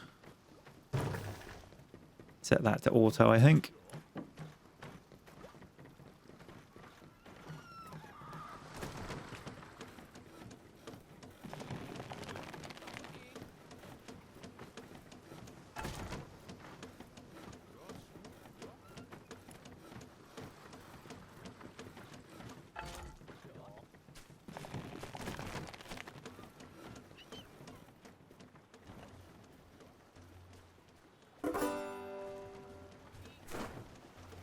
Right, that's all of the scrap. Let's get the scrap house thingy in there. I can start making us pipes and the screws so we can start unlocking better things. Hopefully. Okay, someone has got round to putting the fish on the fish fryer. I might do. Let's make these two the food. It should keep us stocked.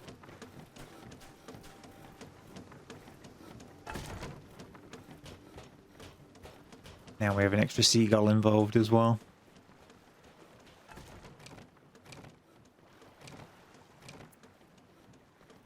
Alright, houses.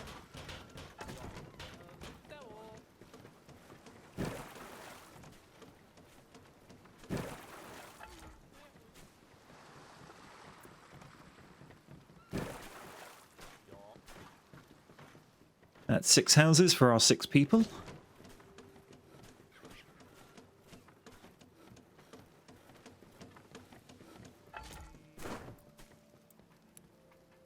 He's bringing in the seaweed. Let's set a boat collection.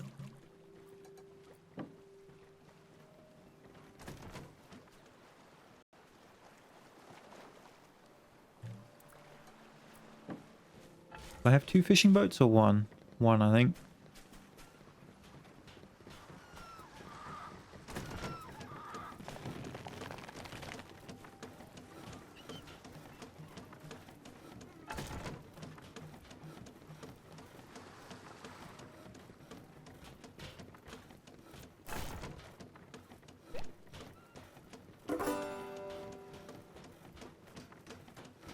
So metal scrap, some rope, and some plastic nets. But to build plastic nets, we need the plastic recycler, which we can't unlock yet.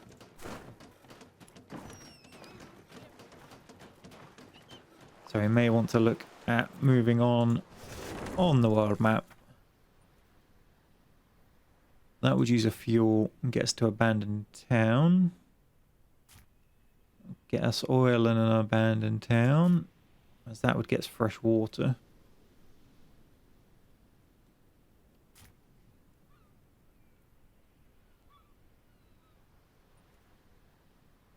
Let's go to the abandoned town.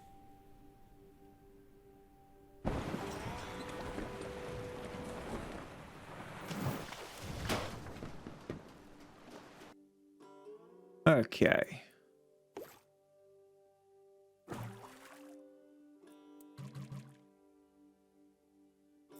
That's the wood sorted. We need someone on fishing duty. Oh, fish are miles away. Oh no, there's a school of them there. I'll just chuck another boy down there as well. They can decide which one to go to. There's only one fishing boat. You should probably resolve and expand. Well, you don't really have the people. Hey, Winter. Is it worth 20 quid? I'd say maybe not just yet. They need to get some of the balances in, I think, and expand it a little bit. I suspect it would be once it gets closer towards the end of its early access period. But I'm not sure I would quite recommend it for that price right now.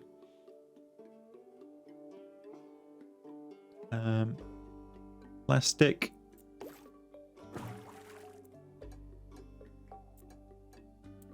That's what I wanted. Now, what have we got? Shacktown for research, and some metal salvage. Nice. Away we go. Water's just about hovering in a controlled state. Fish is being an issue.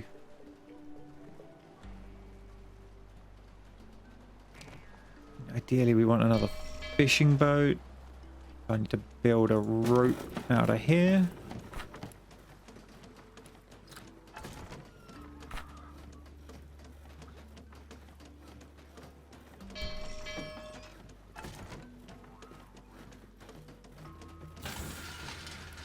Alright, this can produce a pipe or screws.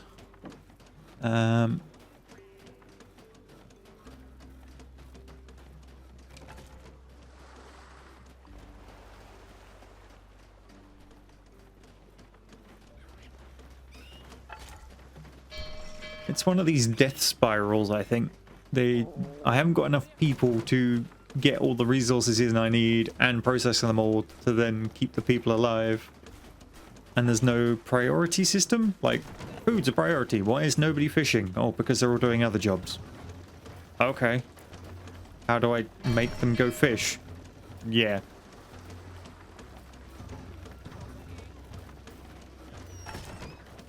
Two people are permanently tied up making firewood and distilling water. What were the other four doing?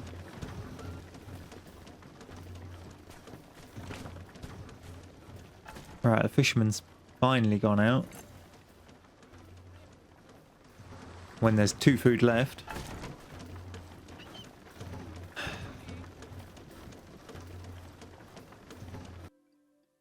If we have a look in the research.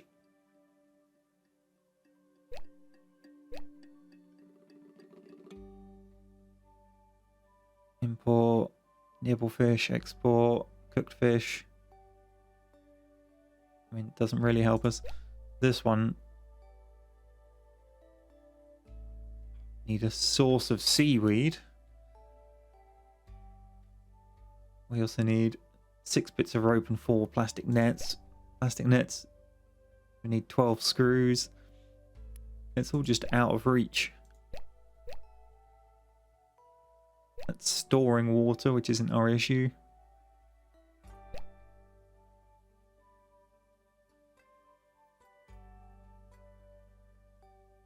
Alright, 20 screws and 6 pipes.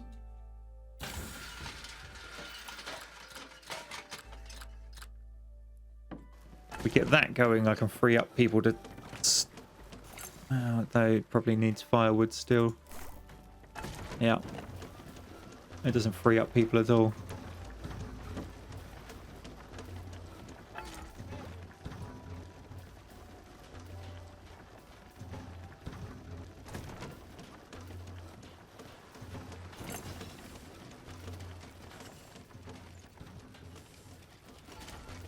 Too many tasks, not enough people. No way of prioritizing.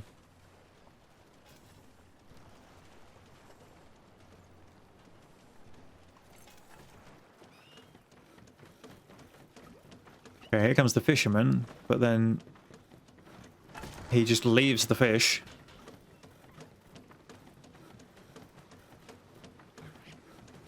The fish still have to dry. So we're going to see what happens when you run out of food.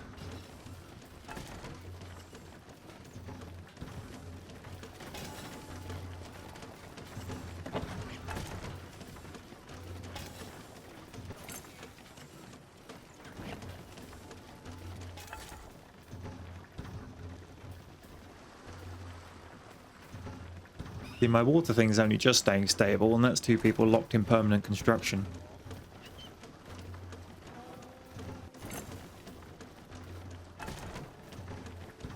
Yes, you're hungry. We'll dry some fish then.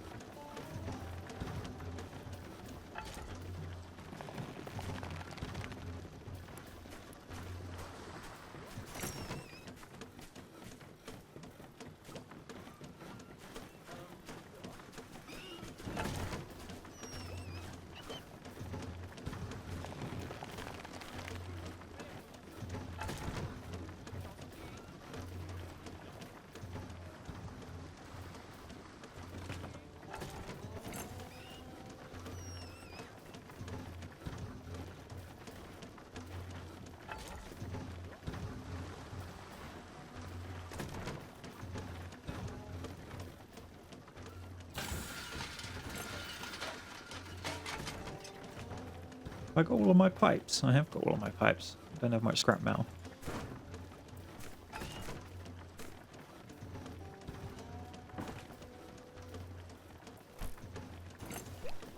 What did the net need?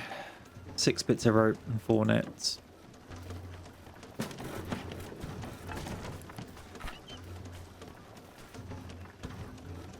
Oh, now we're out of wood because nobody's getting on the boat to go get wood.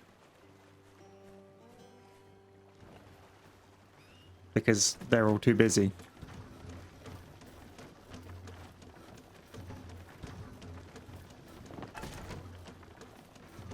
Ah, here we go.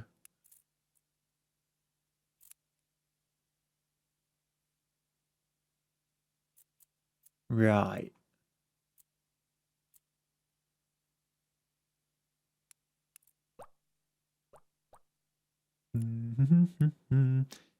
You're going to be the water producer. You're going to be the fisherman. Nice of it to tell me about this.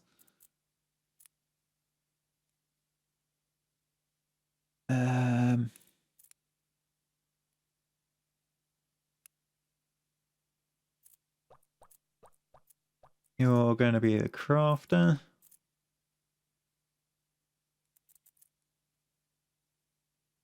Cooking.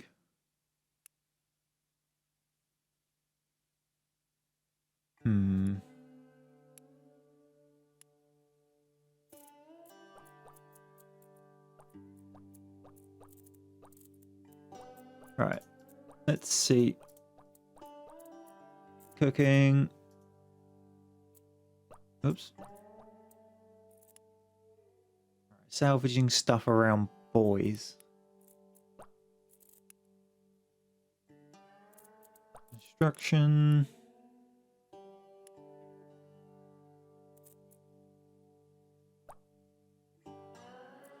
Hauling. Okay. That's all of the columns filled. So then we make that their highest priority.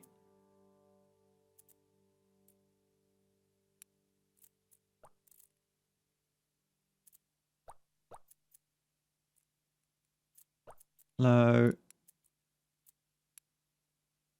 Low.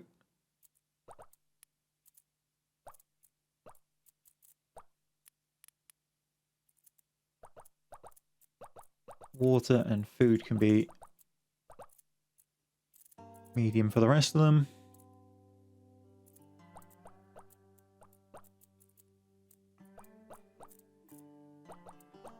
Let's come fishing. There's only one boat, so... Alright.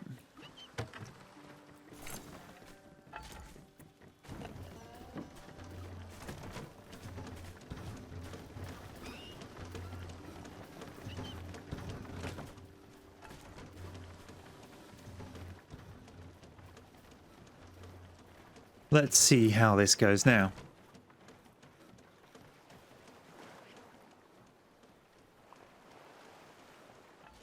Almost certainly didn't come early enough to actually make enough to save the barge, I suspect.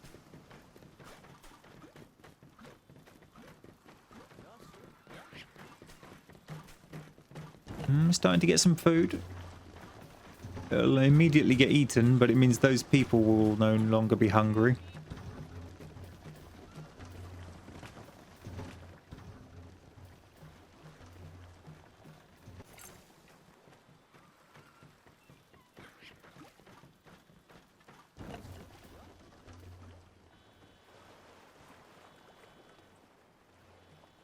Alright, he's gonna have to get plastic. He's gonna have to get wood.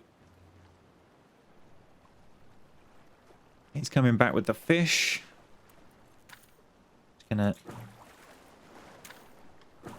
stick them down on all of them so we don't end up in a state where nobody's bothering to fish.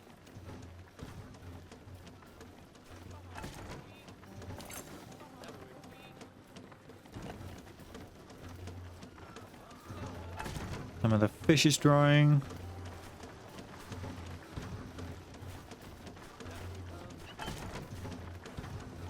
Oh, we're getting a stockpile. Wood's a problem.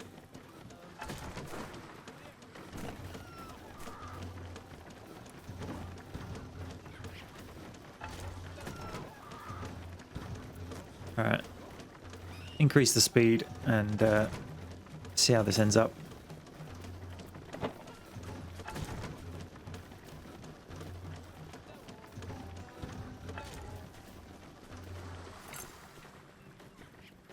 We got nibble fish, but nobody's sticking them on the drying racks. There we go.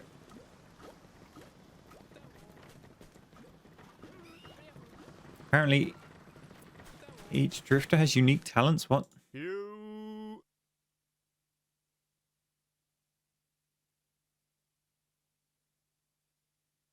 Oh, okay. Hey, hey. Hello. Eats less, that's fine. Gets tired faster. Hey, hello. Eats less. Hey, hello. Moves slower.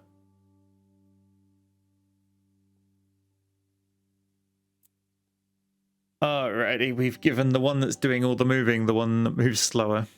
Hey. And the one that's standing basically still doing nothing other than water.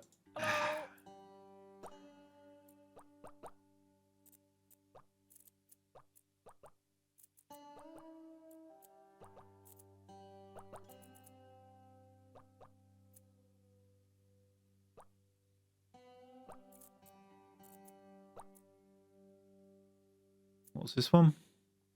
Construction.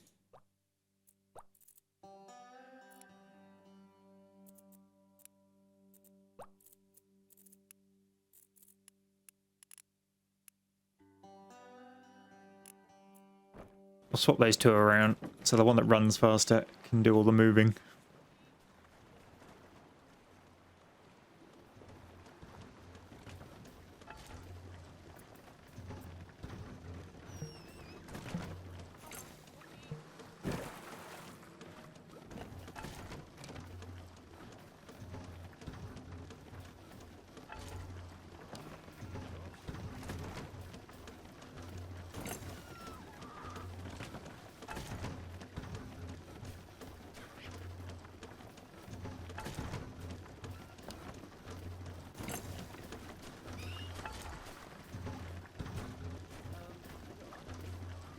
Got a load of dried fish.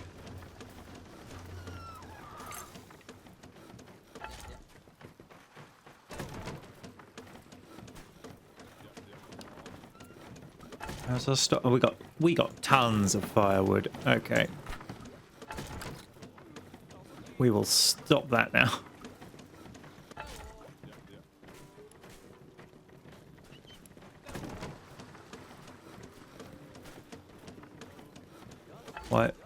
Why is my light moving? Dog.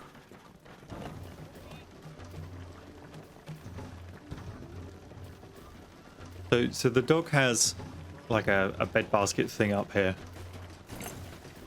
He's like half clawed his way out of it, flipped it up on its side, and is now licking the base of the light fitting that I used to illuminate the webcam bit.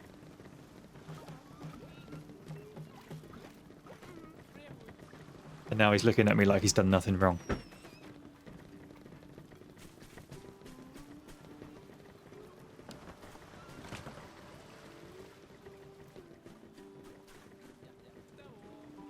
Where does seaweed come from?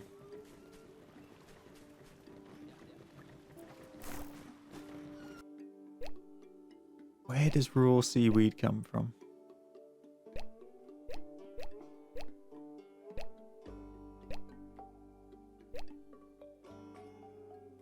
You know, this would be really handy, but it imports seaweed.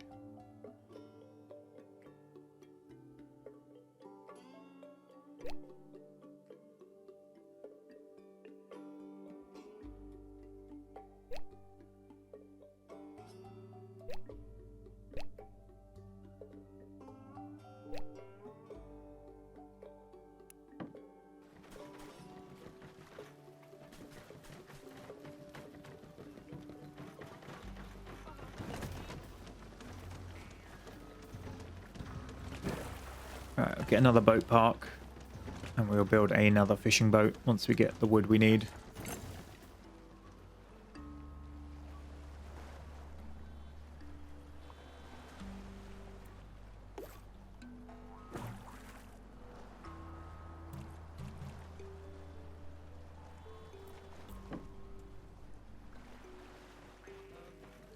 We've got plenty of wood, it just needs to dry.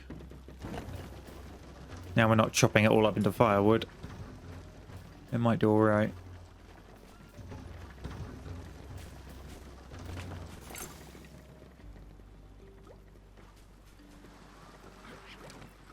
I think what we're going to need to do is extend this off this way and get some more drying racks down for fish.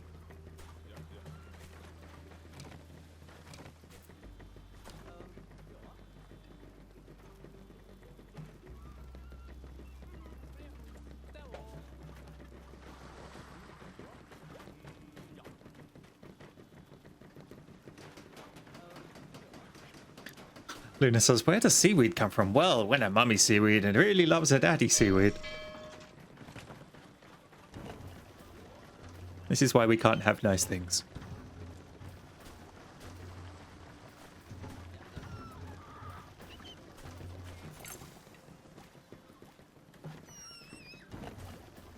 The seagull lugging the materials we need. He is. Good job, Stephen.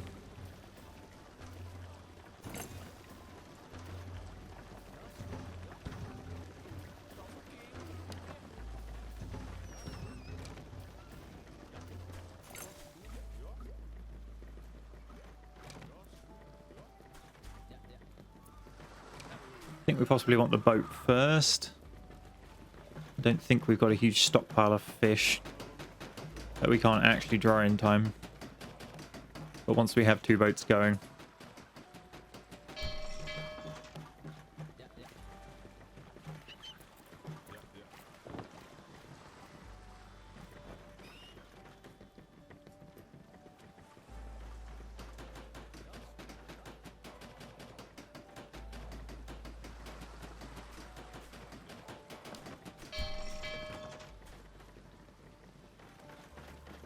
Yeah, like I say, there's not enough fish to put on the drying racks at the moment.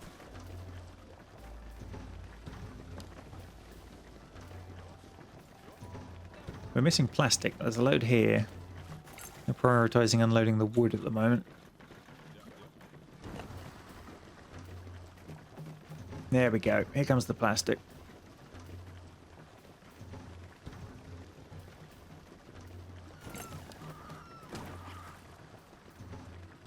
Get that second fishing boat out there, boys.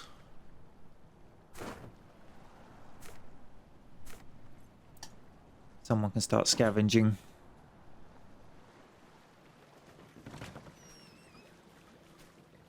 Get the research we need.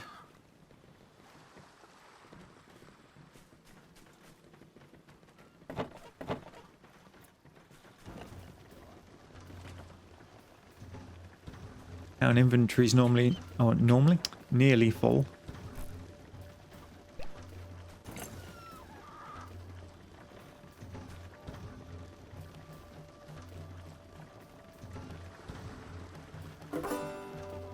We should unlock that.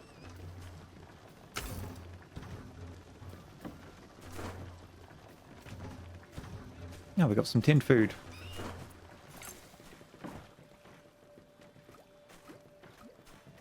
That might see us through for a minute.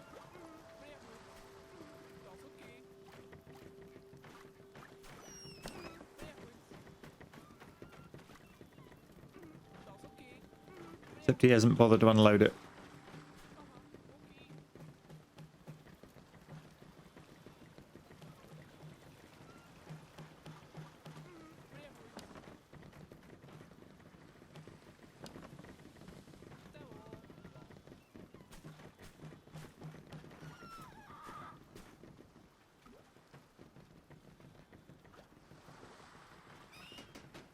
Are we out of firewood? Yeah, we're out of firewood. Well, that didn't take long. No, we're not out of firewood. Somebody hasn't bothered to deliver it.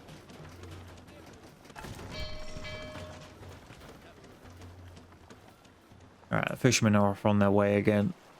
Got plenty to fish. We've got a little stockpile now.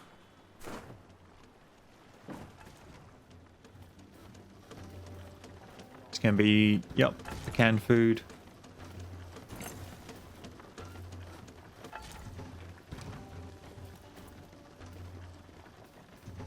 We need some scrap metal for a storage yard, which we will get from here.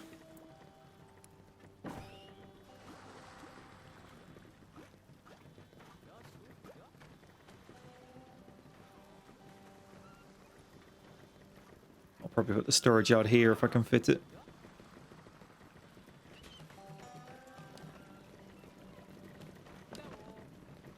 A shorter run to get stuff in and out of it then.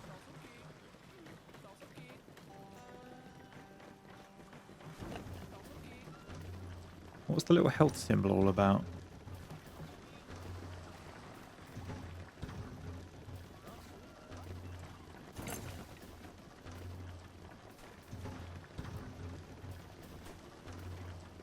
Come on, scrap metal.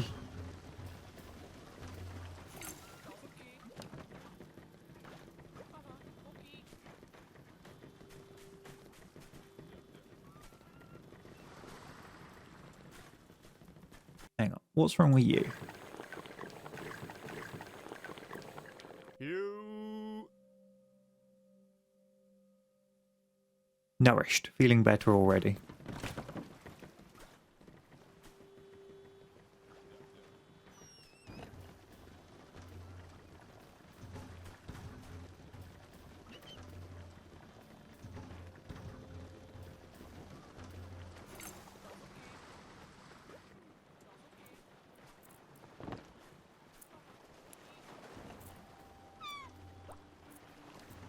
So Stephen he gets hungry faster and he moves slowly. Worst seagull ever.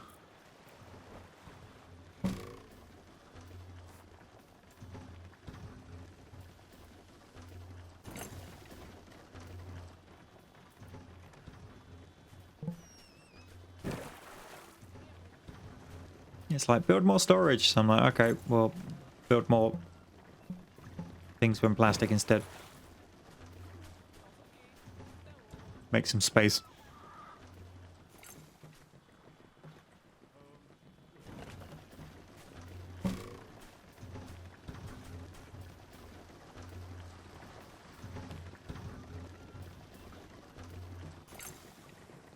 Alright, got one more oil. And map-wise, that's going to be a consideration. I mean, we're not ready to move on yet, but we can either free wind over to some villages, which is probably what we want to do, because I think we need more people. Even though food is an issue, it's more because we don't have enough people around to gather and deal with it whilst keeping everything else going, as opposed to there being too many people eating it all.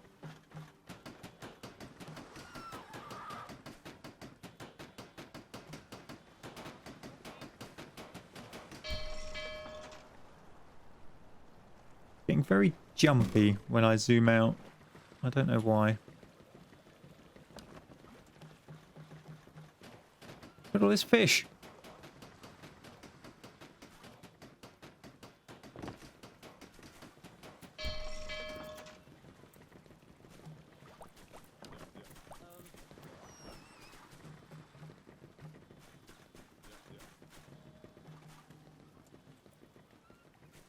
There we go. That looks like scrap metal.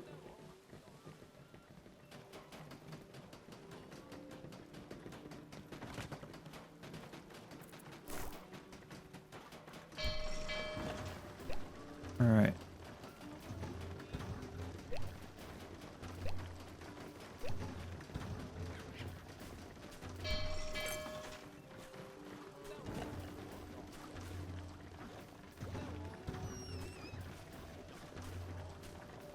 $20 screws. We don't have enough metal for that, really.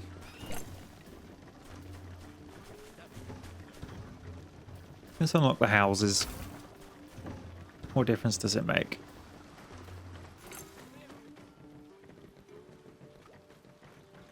Hopefully it means more than one drifter per house.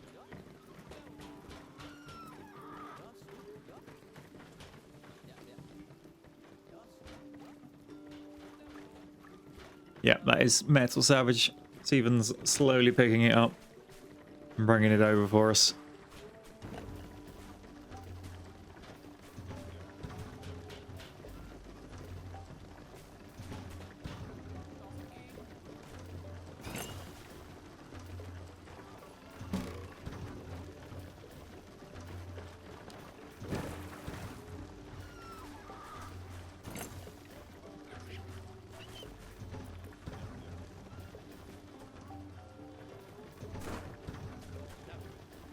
Have we got firewood, dry wood, canned food?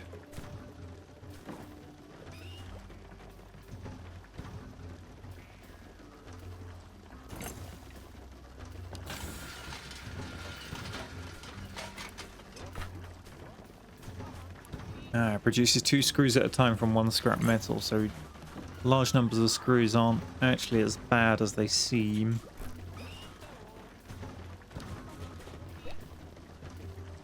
That's only actually 6 metal.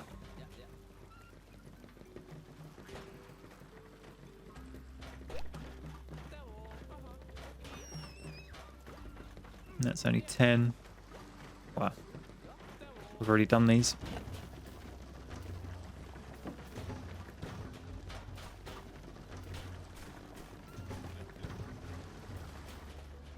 Probably find my boats aren't going out to gather anymore.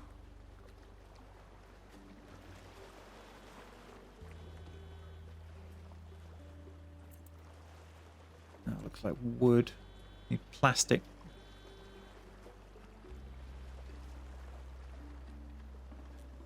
Though I think we'll be moving on as soon as these two are finished.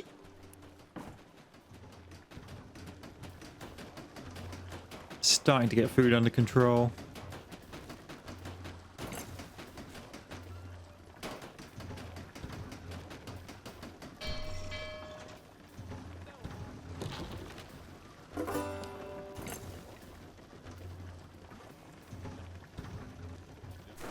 Okay, that's the shack town completely emptied.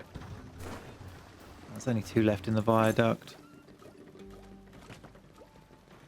Maybe we should just move on now. Everything's rather far away.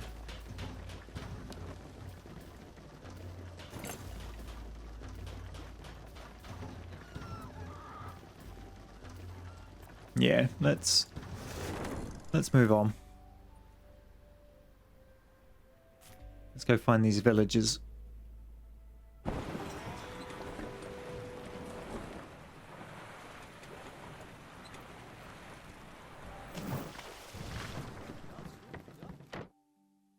Okay, step 1. Identify the fish.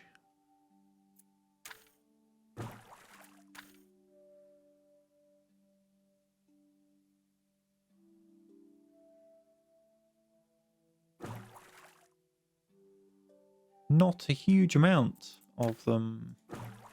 Presets.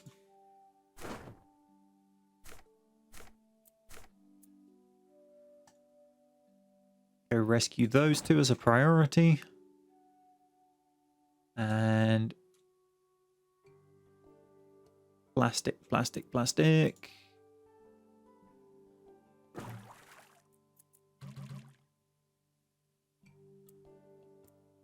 Got plenty of wood for the moment.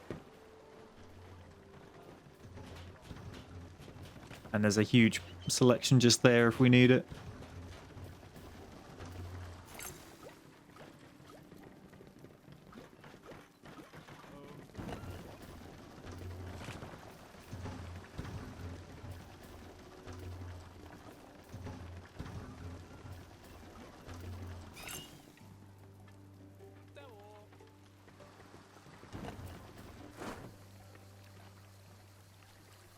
Here he comes to the rescue.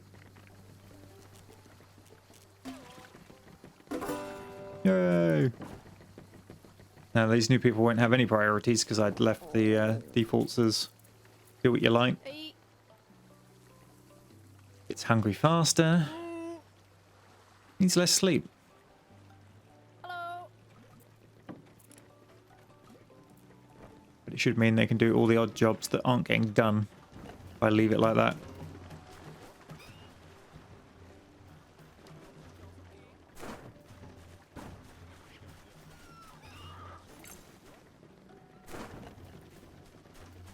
I'll set both of them to scavenge. If they want to go out and grab that, they can.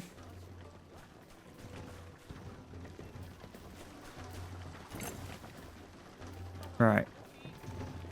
We've got a house. Now, currently we have 6 houses for 8 people. This is the upgraded house.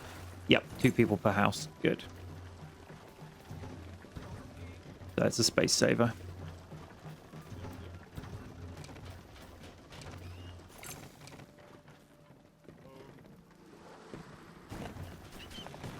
Let's change you over to fish.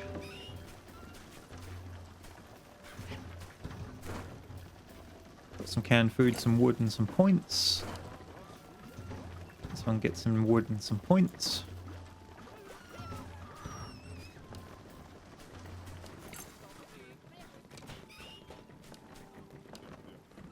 Water is starting to get under control.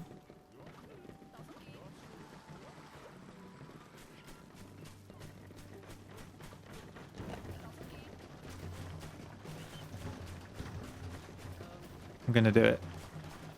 We'll go for the desalination plant. I need 10 screws.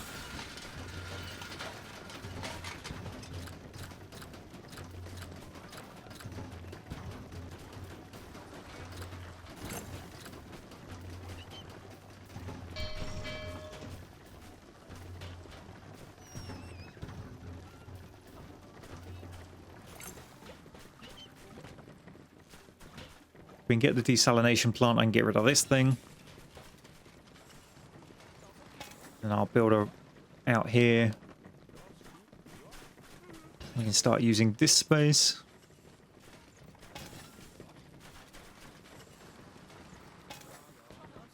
Maybe I'll just bring one out this way.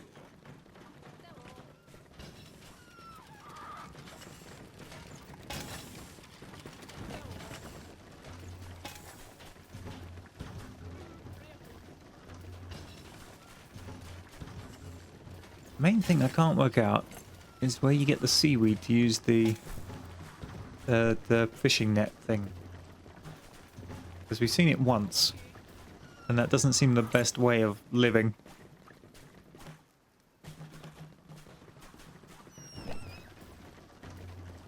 Like, oh yeah, we've got this option, but the resource we need to use is like non-existent.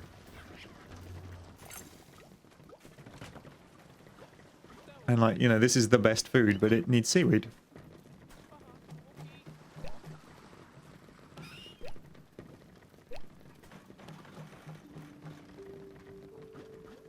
Alright, cooked fish has a nutritional value of 1. Dried fish has a nutritional value of 0.5. Okay, so we need less fish.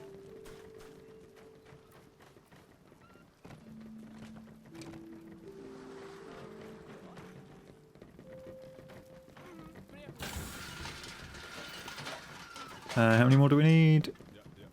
6. So 1, 2, 3.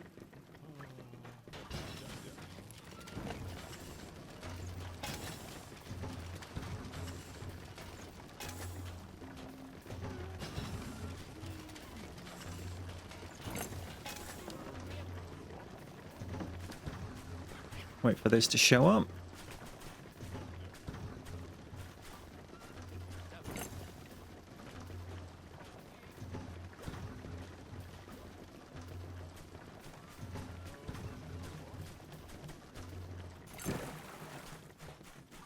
And then we should be able to offline this thing.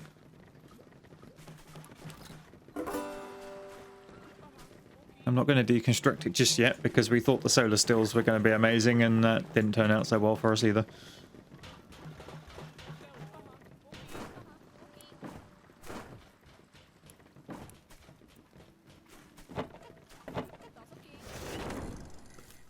Alright, we have got everything we need from the zone. Now, features the end. Oh, moving here will teleport you back all the way to the beginning. Good to know.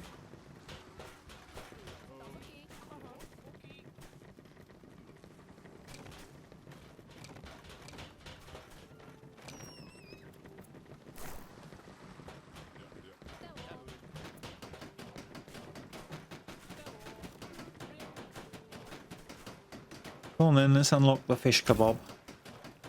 Gumby seemed interested in how it worked. Problem is, you've got no metal scrap, so we can't build it yet.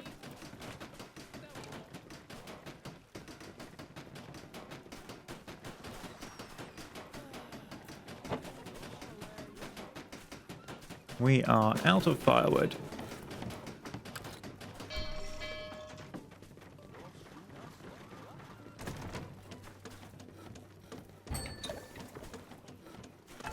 Pour water at a time, 23 seconds. As opposed to one water at a time, 30 seconds.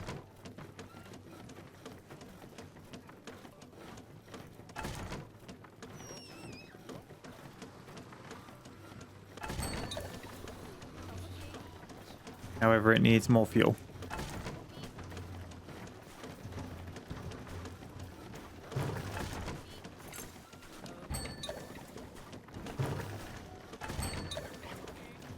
Twice as much fuel for 4 times as much water. This can go away.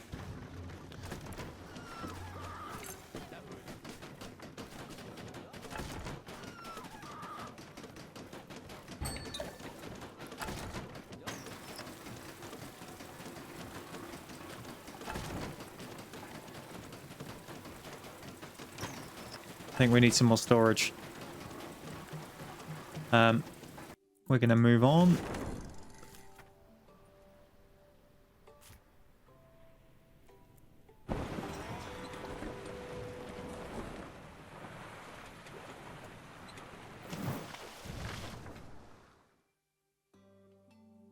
Alright, what have we got here? Scrap metal from the viaduct and some jackdown. Good. Right, I think that is a good place to bring that to an end. I don't think there's too much more really to see of Flotsam at the moment. I mean, I still haven't worked out where we get seaweed from other than that one place we saw it that one time. And the rest of it just seems to be, you know, the same. This is early access, so a lot more will come in the future, I am absolutely sure. But I think this is where I will be bringing Flotsam as a game that I show off to an end for the moment, and we will revisit it in the future when those new features get added. So I'll keep checking back every so often, but from a live stream and video perspective, I think that's going to be it for Flotsam for now. Hopefully it's guided some of your decisions on whether it's something you'd like to get or not.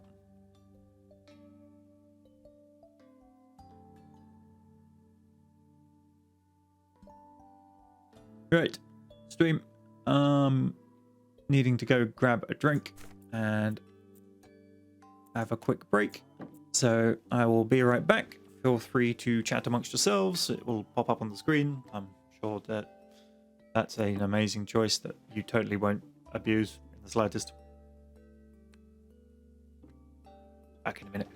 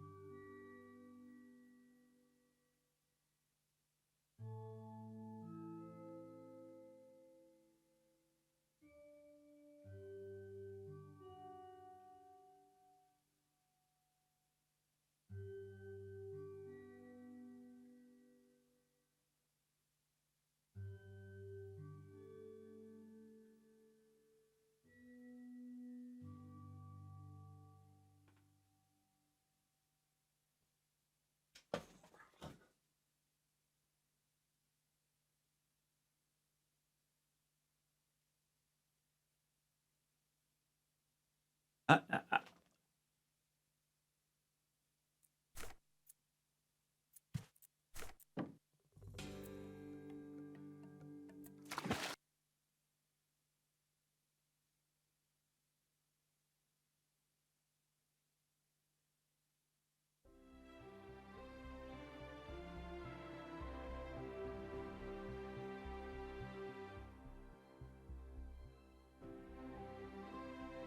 Right. Oh, doggo. You gonna say hi? No, you just want your treats. And then doggo. Ah.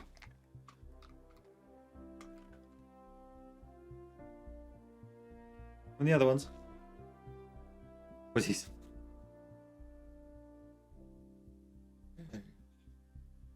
No.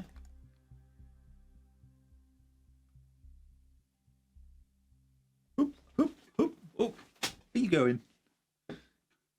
You forgot your last one. Yep.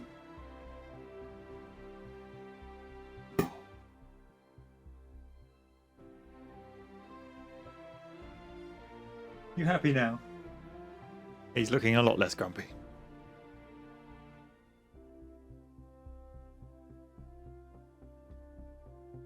Even if I wanted to leave the overlays stuff in the video, it doesn't record it. Cody's back. Cody, did you catch my answer to your question earlier, or had you left?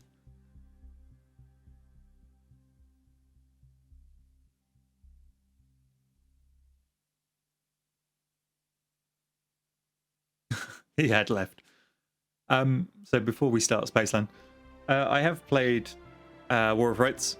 I didn't particularly agree with the way the developers marketed it when it first came out. They were pretty shady in pretending they had a lot more people in a server than they did. And there was that period where during the early access you couldn't actually fight the other side because that wasn't a thing.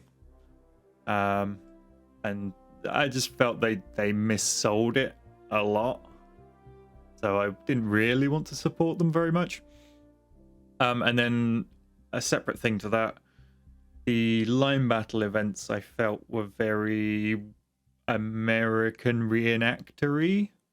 You know, there's the training manual thing that they all follow, where you, and I found they took it rather seriously, which, you know, fair play to them if that's what they want to do. And I know reenactment of the Civil War is a pretty big thing in America. The whole, you know, spending whole weekends in a field actually reenacting it. So, you know, I can't hold it against them, and I don't hold it against them in the slightest, but it's not what I really want to get involved with. I still very much see it as a game. And even though in the 77Y videos and even the 35th videos during the event, it came across as rather serious. That was mostly because you're trying to corral 20 to 80 to, in sometimes 100 people. It was still very much a game, and outside of the events, and it was considerably less serious. I didn't get the feeling was the case with the War of Rights guys, so that's why I never really sort of took off with that. I'd be more than willing to go and reinvestigate it, but it would be from a public perspective, because I doubt the private events have really changed too much, and I just don't have enough time to do a like, I can't show up at 7 o'clock 3 days a week during the week consistently and play in events. That's just not something my schedule sort of allows anymore. You know, I just don't have the free time, and living with my wife, obviously the evenings are time I spend with her. So yes, the days when I was at university and had lots of spare time and was I wasn't single, but he was at university as well, and we weren't living together, meant I had a lot more spare time in the evenings.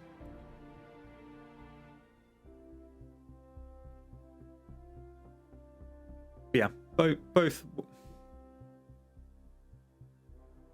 Sorry, the dog's down here,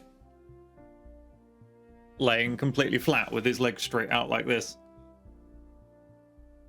It's the dog equivalent of dabbing, I think.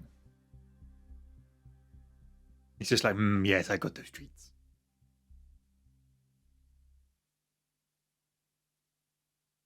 So yes, I will possibly revisit Holdfast, and I will revisit War of Rights from a public player perspective and see how they go. But event-wise, not so much. You alright? Or you just sad all the treats are gone? I think he's sad all the treats are gone.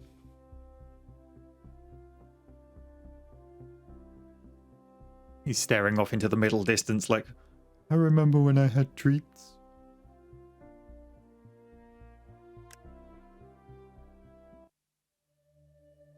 Yes, but thank you for the super chats, Cody. Those are much appreciated and will go towards equipment to help make the channel better. So hopefully you feel the benefit of your donations. See you, Josh.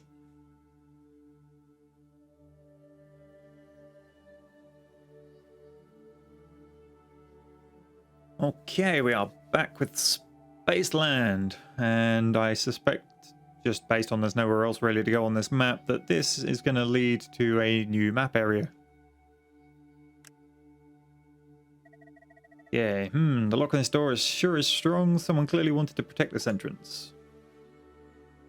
Wasn't this the freight elevator? Oh, hello. Danger! Damn, a real military bot. I've only seen one before in the Hyperfilm Planetary Wars 7. Penetrable armor, a real killing machine. I assume we kick barrels next to it and blow them up, or have it stand on here and then the floor disappears and it falls. I didn't realize this room was guarded by a giant robot. I can see why there are no monsters here. Hello? What's this? Oh, it's going to be a monster that's going to get eviscerated by this thing. Who would use such an extreme measure to guard a warehouse elevator? We'll figure it out later. We've got business to attend to. Military bot is invulnerable to small arms, but explosions will punch through its armor. The bot's guns are powerful but inaccurate. We'll take cover behind obstacles and blow up the barrels around it. Let's play cat and mouse with this big boy. Dangerous enemy. Okay. Military bot is only vulnerable to explosions. Push barrels to it and blow them up while the bot is next to them. I did send a tweet to the developers about, hey, could you make the color that you can move that's further than you can shoot a different shape or something? And they were like, we'll see what we can do. I mean, it's not a committal, but it's a maybe. I'm hopeful.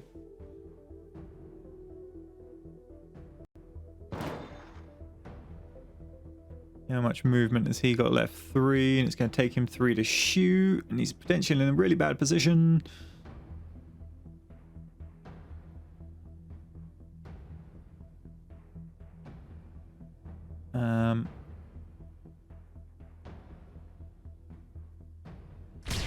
You just deal with that, boy.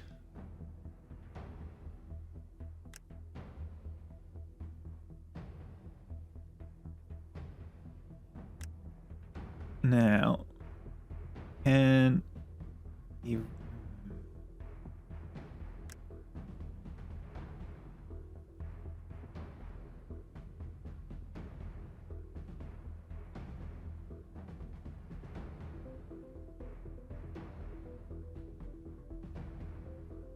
Go on then, try it. No.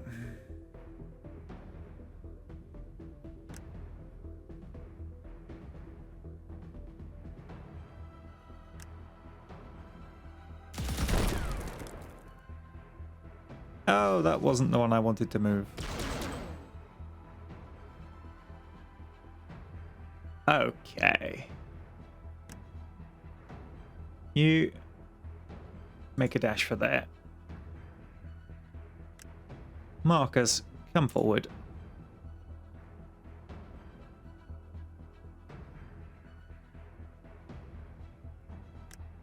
And Terra, make a run for that.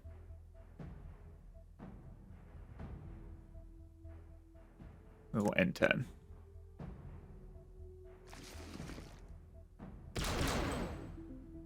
Why is the robot not shooting the weird little aliens? Alright. Kick. He does have enough movement to shoot that and get back in.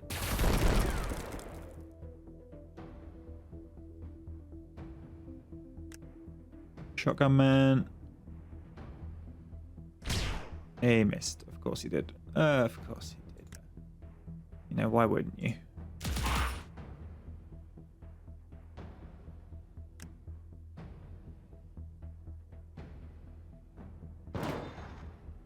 Give it a swift kick.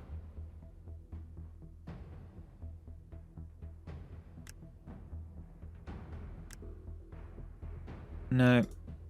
He needs to just end turn, I think.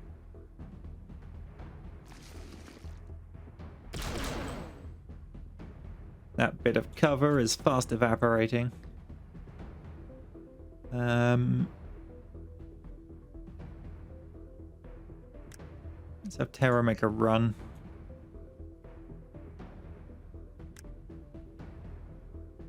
This guy too.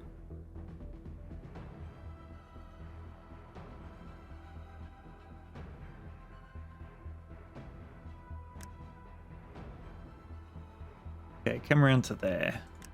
Get a grenade ready. Chuck it. Get back behind cover.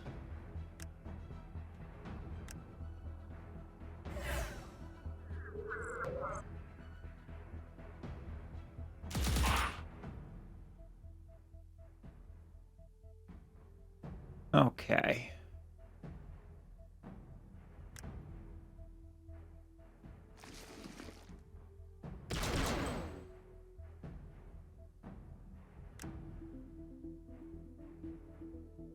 Now I'm in a bit of a problem.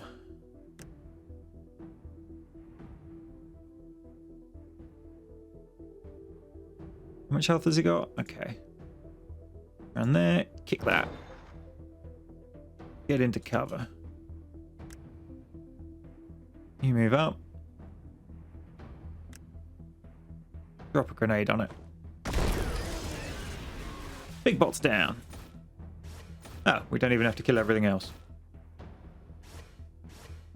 I'm guessing there was a secret down here.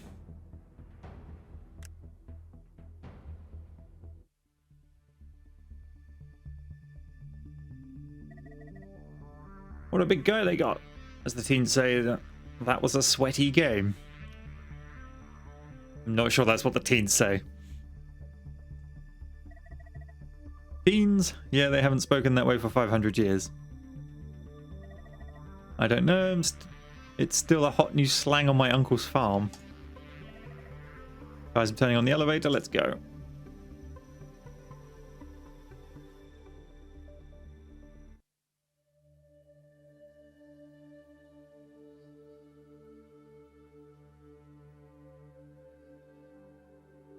Down we go.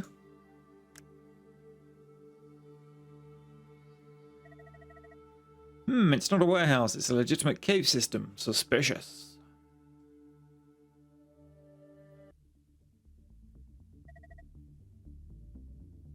What a surprise, a whole pack of Brontaurs.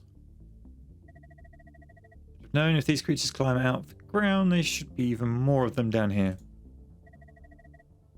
Come on, it's warmer here, and there's no hurricane wind. I like this place. There are landmines ahead. Someone clearly defended this place from unwanted guests. Oh, if you approach the mine carefully and press the button on top, you can defuse it. Oh, really? I'll have to give it a try.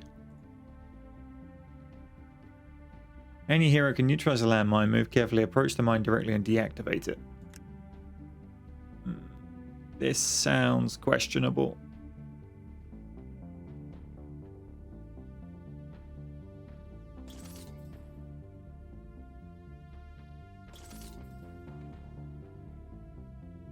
I think we're going to take a path through the middle on the assumption that maybe two of them will step on the edges if I do.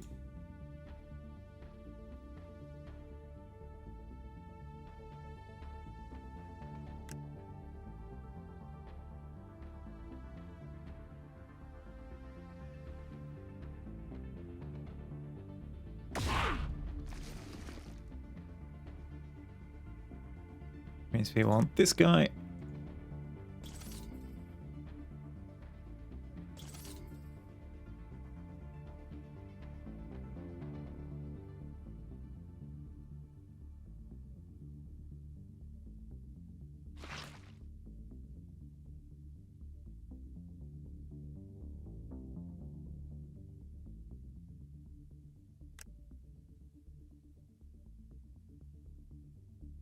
Didn't he have a sword?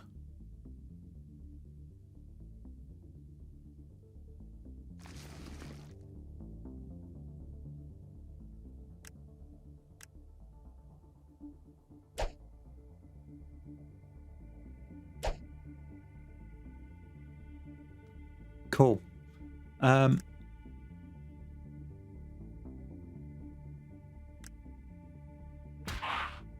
Yep, that'll do.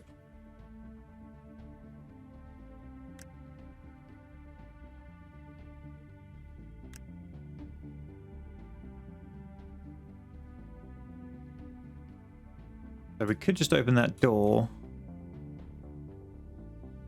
Looks like it might shut this one.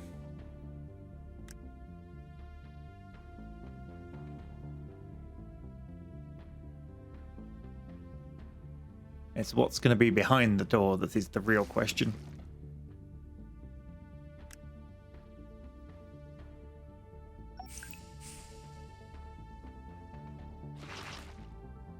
Oh yeah, because that wasn't predictable. Choppy choppy, choppy choppy, and kick.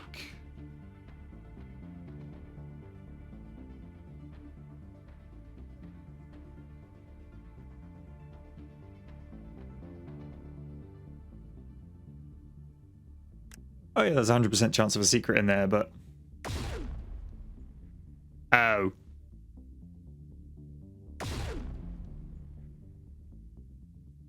lovely.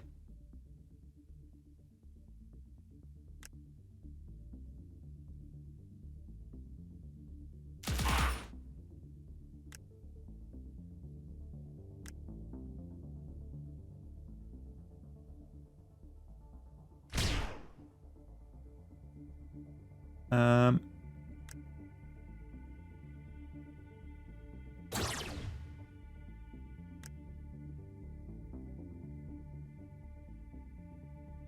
now then,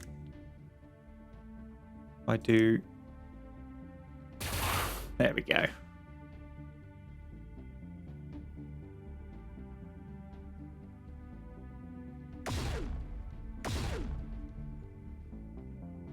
I mean, now they're in the larger room, I can deal with them. Ah, that one damaged his buddy.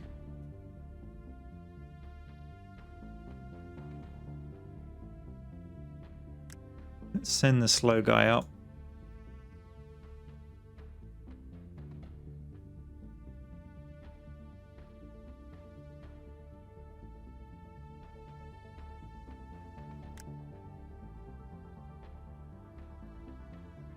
I'm just going to let them keep coming.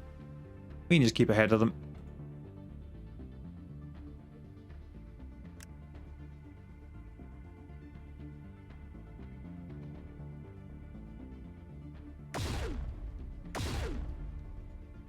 This one should die now.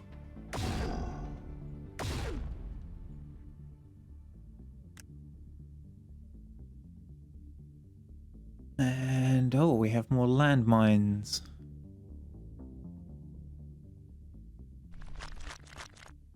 Excellent, a crack in the ground. He came out of this turn. Just to be extra annoying.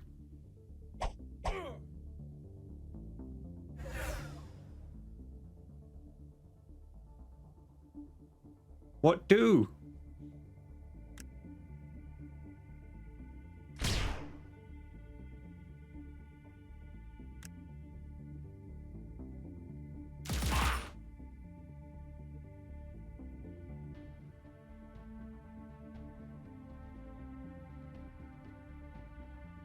Okay, big slow guy. Gonna go get some ammo.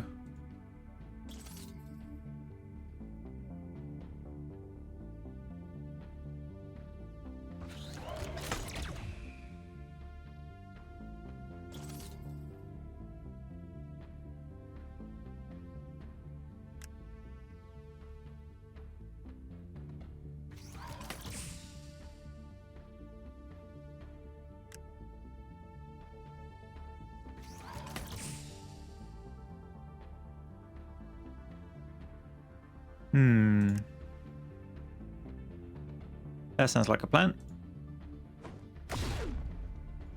How did that not set off the landmines?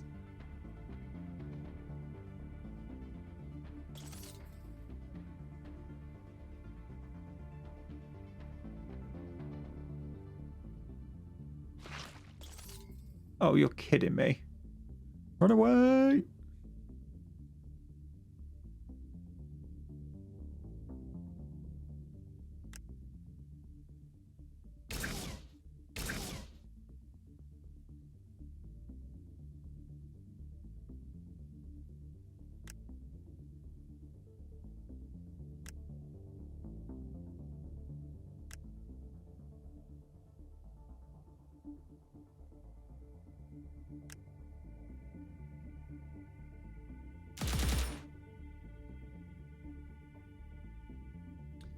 Yeah.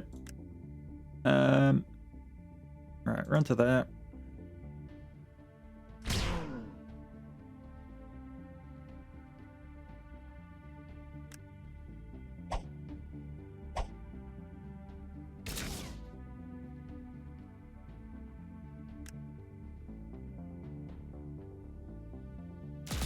Nail him. Open the health pack. Nail him. Hide behind the cover.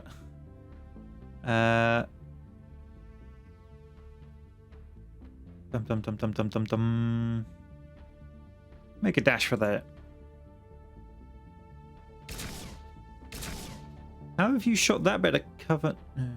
I don't even know. And now I can't tell which colour's which to know.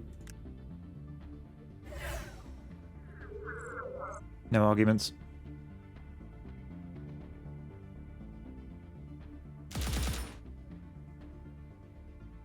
He can just deal with it.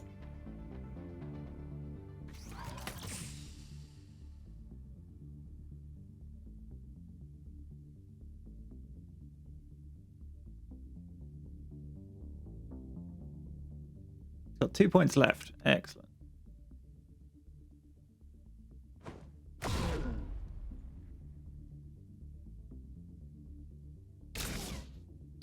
Yeah, he was just really going to take that either way around. Seriously? No chance of hitting. He's going to end up dying. Because there's nothing I can do.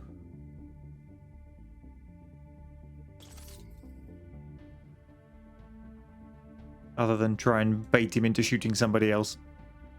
Oh, I got away with it.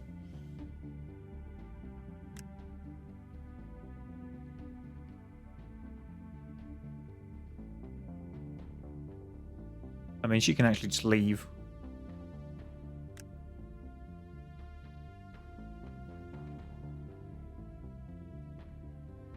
So can he.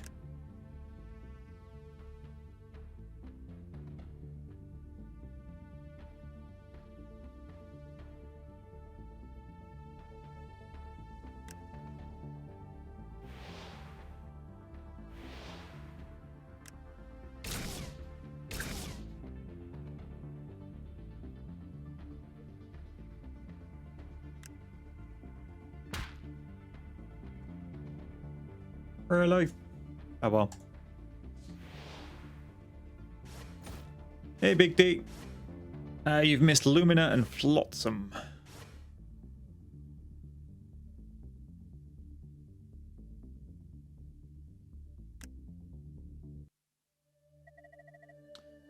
Torvald. People, thank God. At least someone's alive from the surface. Holy Tentacles, Grandpa, who are you? My name is Torvald, just a smiling miner to you, your friendly neighbor, the guy with the grenade launcher. Well, I like him already. I've been hiding out in the caves for years, and I know every nook and cranny. For years, since the station was founded. Well, yeah. It's just like home down here. Then help us track down the Alpha soldiers. I saw those warriors. Come along, I know a shortcut. I'm sure a shortcut can't possibly go badly. Oh, hang on. Why do we have two decisions?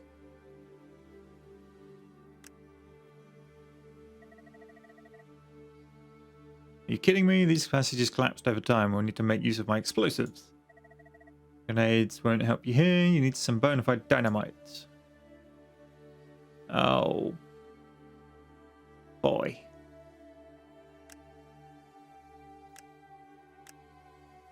I mean, his shotgun is frustrating.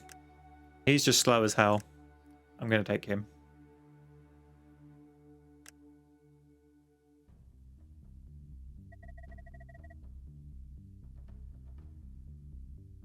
An old mine, the pathway is blocked, but a healthy serving of dynamite will help us out here. Scanner shows beast's holes. We have to bury them or else we'll be surrounded. My dynamite will come in handy here too. Ha ha ha. You have to replenish your supply regularly though. Okay. Torvald's dynamite destroys holes and cracked walls. Don't forget to replenish your supply. Alright, that's the cracked wall. That's the dynamite. Let's lob it. Oh, boy. Armored front. Why does it say 50?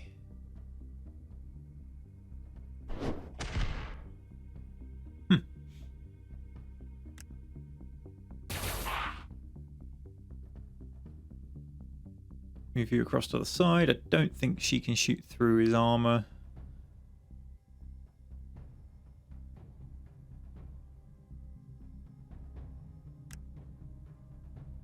Scumby says, I, for one, am shocked the monsters were hiding behind that wall. Yes.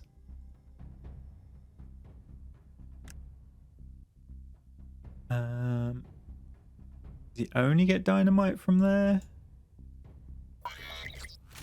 Why did you have to go stand like that? Why couldn't you go to the front of the box like a sensible person? Oh, we might be doing this level again. Oh no, maybe not.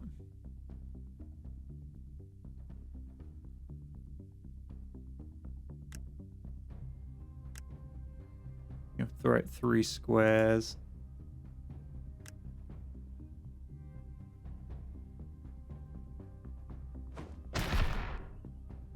Oh, there was a wall that side we couldn't see. This could be bad.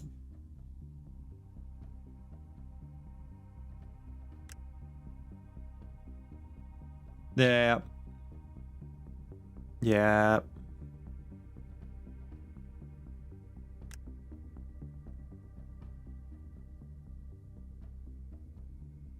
Seriously. Oh, a gun needs 4 energy to shoot, that's why. Okay.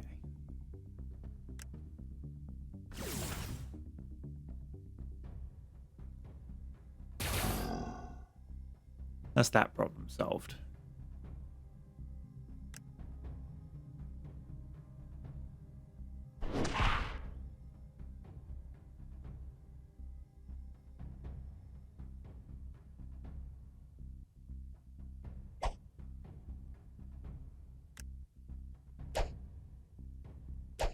Slashy, slashy. Move out the way. Run up and give him das Boot. Thank you.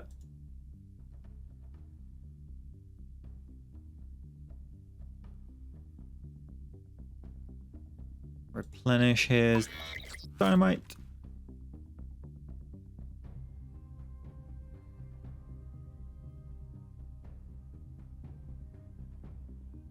More cracked wall here, maybe?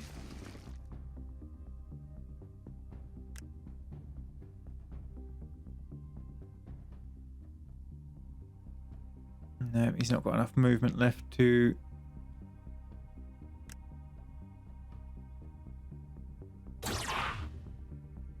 That worked though.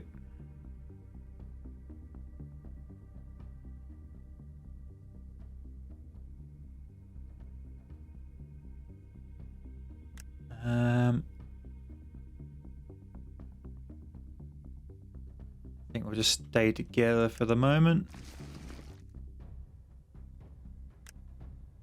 Alright, 12-volt.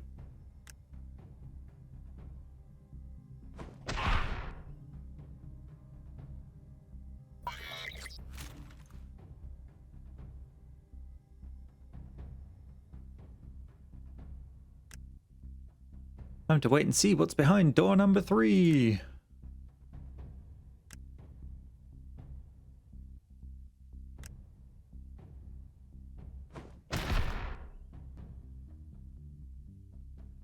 And hands up if you were surprised.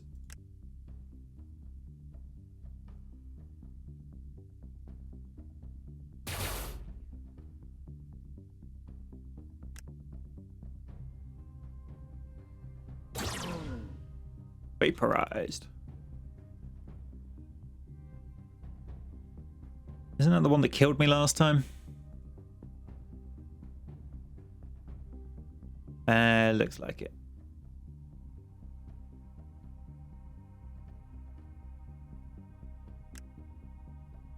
I think I'm gonna wait.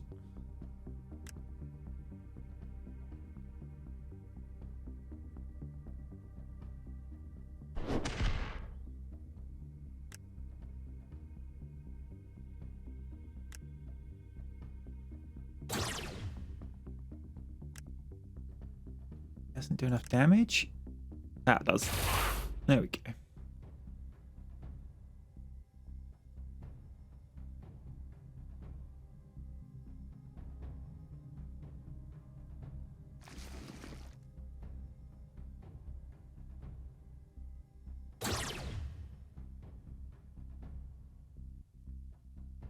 Good, there is some ammo there. You come to here. Grab that. Then lob it there.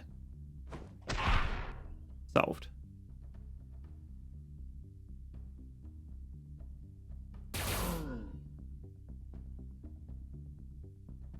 Now we can get to the exit. Well, some of the characters can get to the exit. We'll grab the ammo just in case.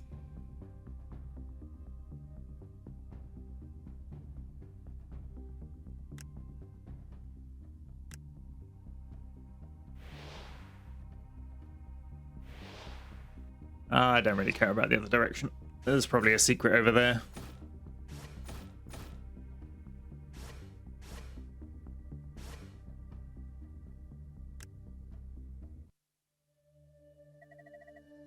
Oh, just like the old days, I was a miner after all. A miner, so that's where the crystals and processing plant on the surface came from. Oh yeah, the damn Omega Corporation found some kind of rare mineral and dug it up secretly. We're simple people, we just digged where they told us to. There was a small processing plant on the surface, things went on, the money was good. Then things took a different turn, mutants appeared and they sealed off the mines. See for yourself, we need to get to the security checkpoint, you can't pass through there alone. Jim found a stockpile of military mines, you can now place traps on the battlefield. Nice. I mean, I'm tempted to go see what this one is.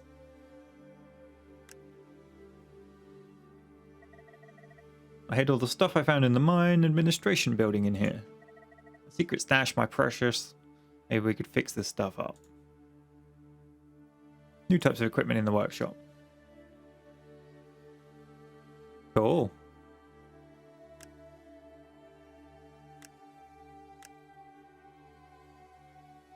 Limited ammo. Those two can use pistols. And heavy armor. Right, what have they actually got equipped? Oh. Yeah, I forgot about this.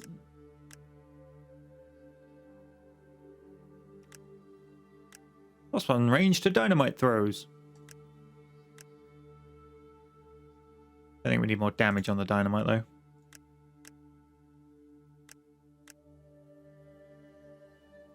Number of grenades.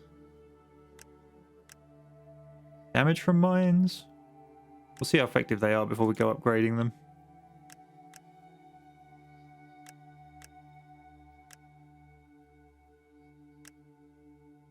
Right. He doesn't have a secondary weapon. Can use pistols, so we might need to craft him a pistol. But he needs some heavy armor. They both need some heavy armor. She needs some medium armor. Probably, I mean, he was wearing light armor. It didn't save him in the slightest. We need a medium and 2 heavy armors.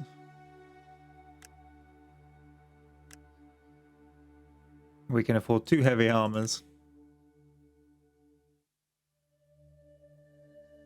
I can't build another one? Well, that's handy. So I guess I'll build one.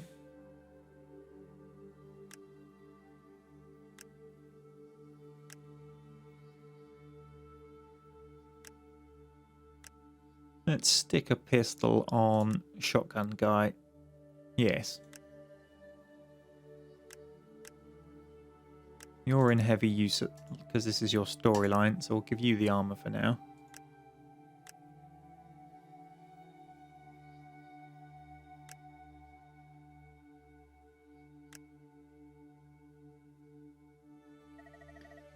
By the way, I salvaged some landmines from the mining warehouses. These contraptions aren't for me, too fiddly. I'll be able to figure them out, though. Alright, the mission team has to be Torvald and Jim. And then I'm going to take Terror instead of Marcus.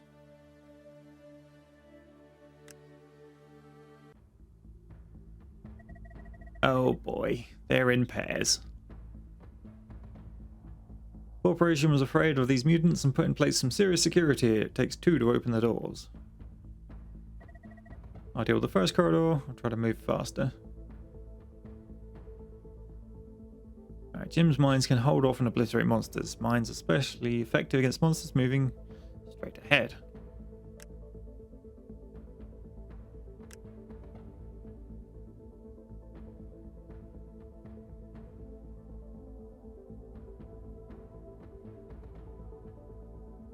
Alright, my antivirus just decided to tell my stream PC it needs to restart. It got told to jog on. Alright. Landmine there. And retreat away. Meanwhile, over here. Oh. Joy. Sure that's going to go perfectly well.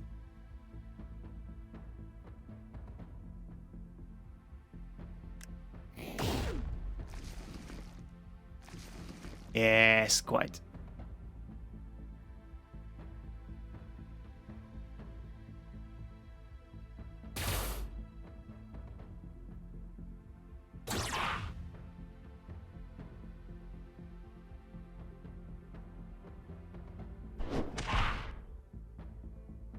Drop a grenade on his head.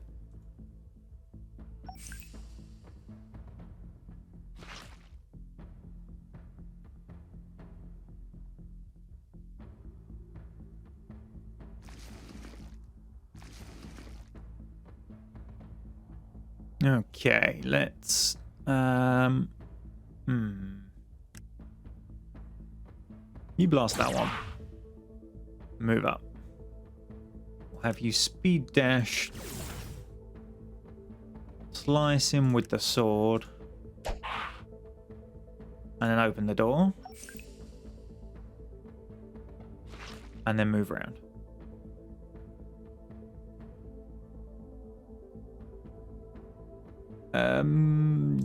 Right. That didn't go so well.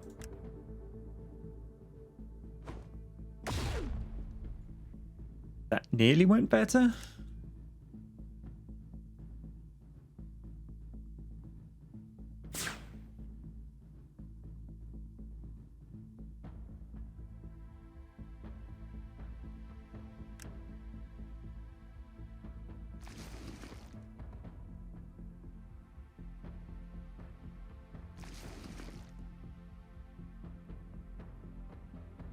Okay, shotgun.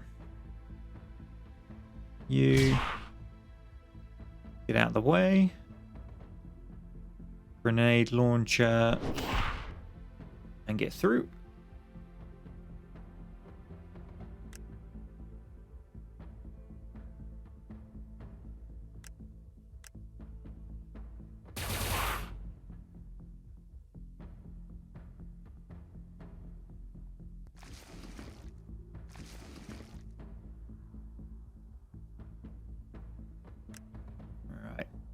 Still got your shotgun? Yep. Pow! Now he's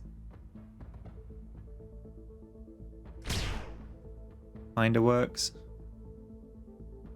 That means he's gonna be out of grenades. Don't know if his dynamite will close that because it's not the right kind of hole to get closed, I suspect.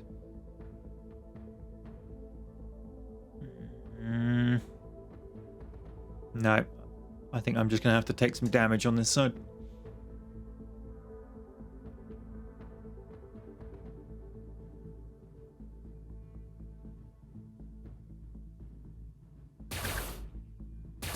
Of course you missed. Of course you did.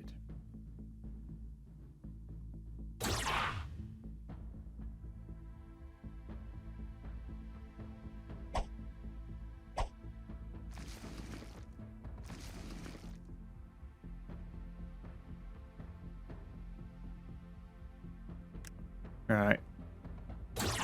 You kill that. Head for the ammo box. You go for the door.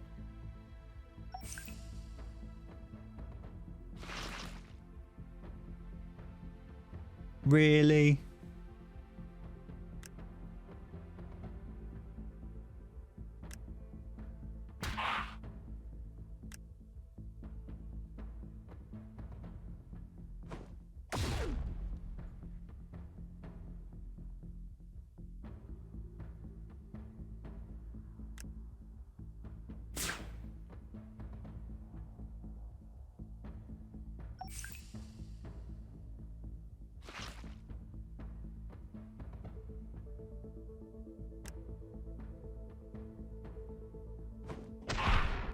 Kind of deals with them.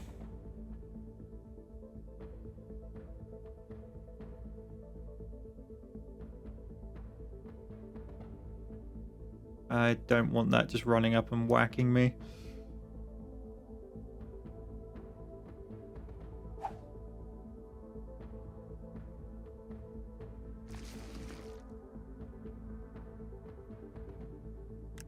All right, Sarah, grab some ammo. And now you can't nail it in the face. Okay. Sword time. No, it doesn't do enough damage. Oh well.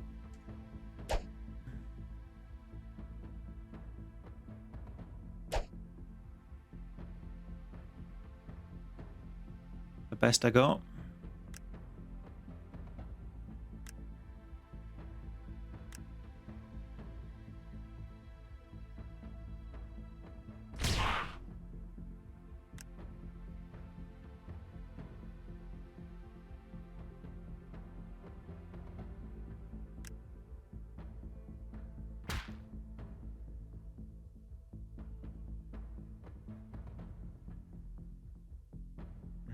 He's just gonna have to take the damage.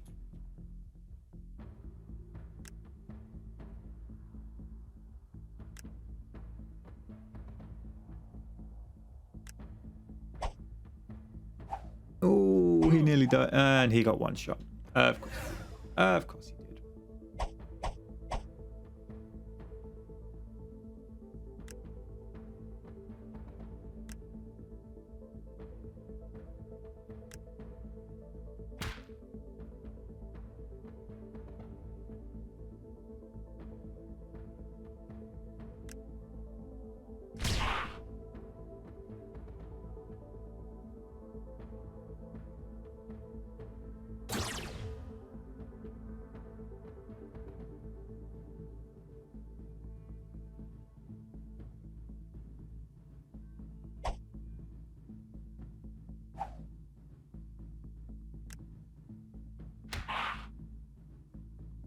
Get the feeling only a limited number of them actually come out of these holes each time.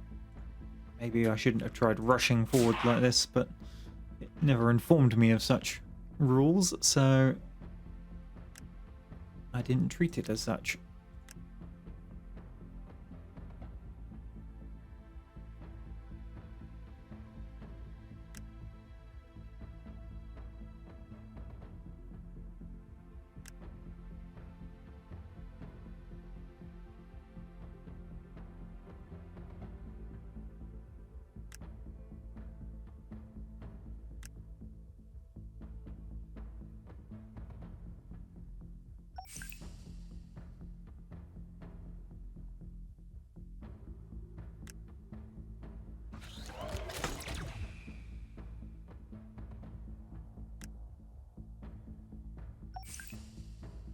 That looks like a joining room.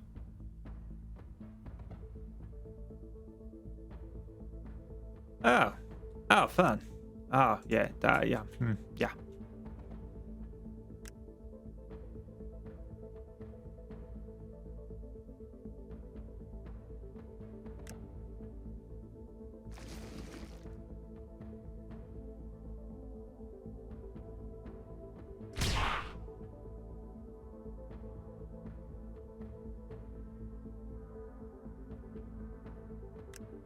Okay.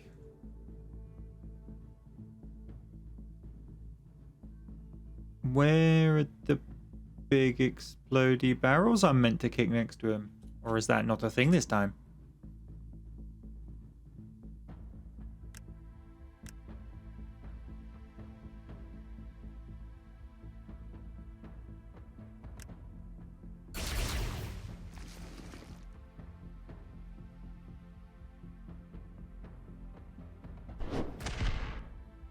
Literally, I just have to use him to kill it.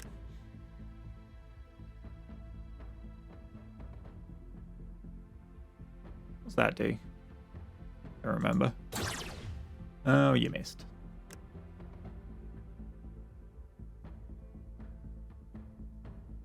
No, not far enough.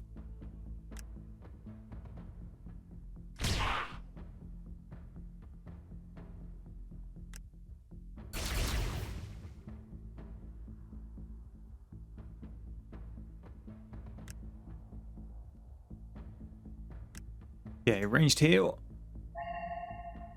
Get back into cover. Make a dash for it.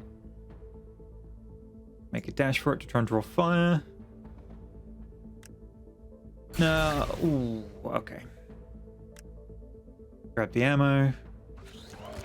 Can you get back into cover? Yes, good. Do that.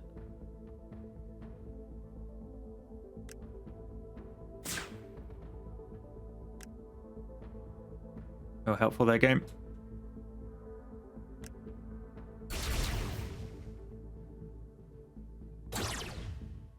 Alright, we can damage it.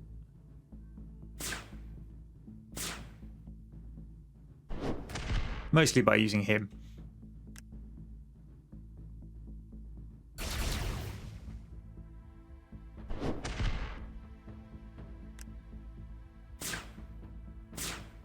Nope. Oh, seriously, game.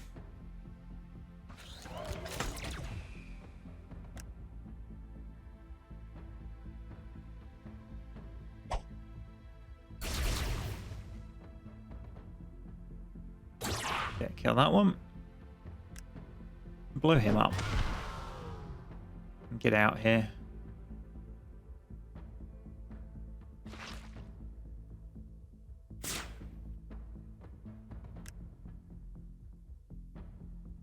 Those the exits to the level? I'm guessing so.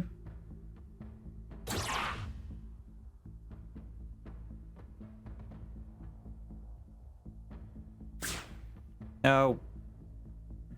I had the wrong weapon equipped. We may have another death. Yup.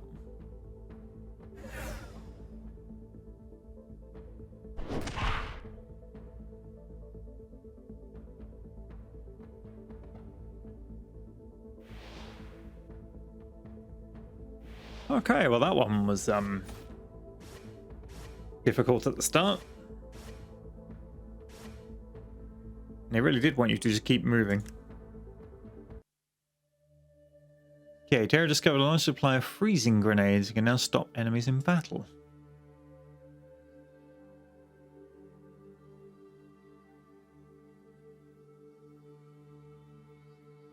Yeah, let's try this one first.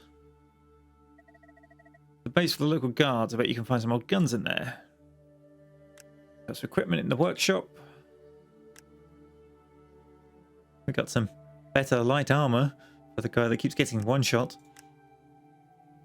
A new shotgun. And an auto rifle.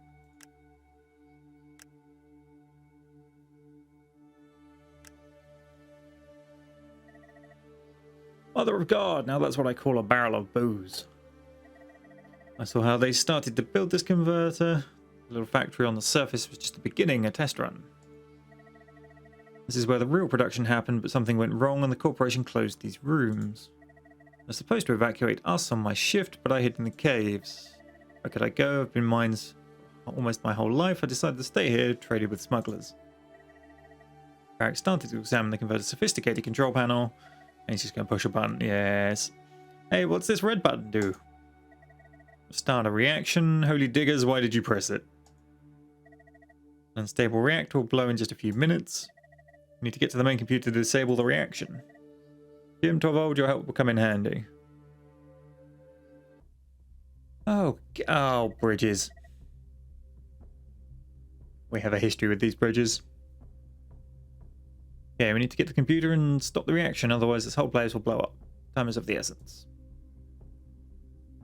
A Freon grenade. Stop large groups of monsters with a freezing grenade. This will give you time to shoot the enemies from a distance.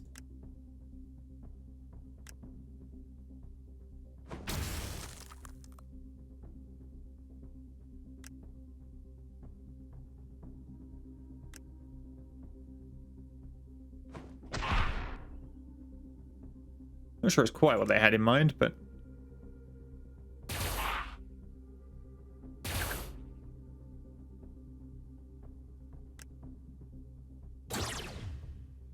excellent.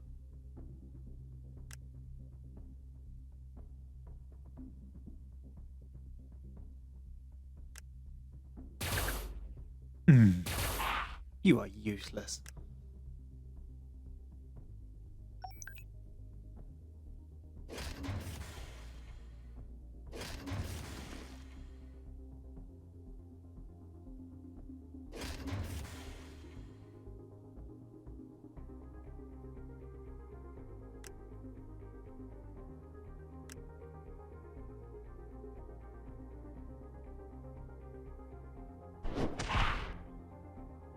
Alright, you skate out of here.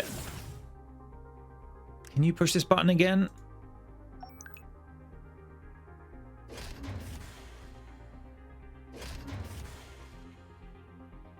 That saves your butt.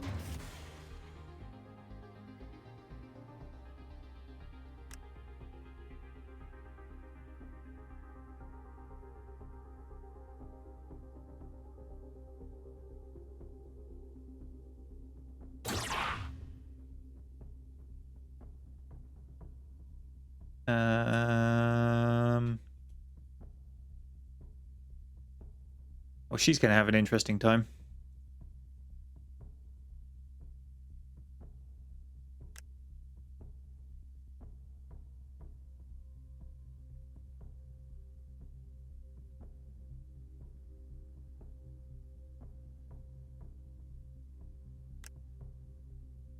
I really wish he still had a grenade, some dynamite.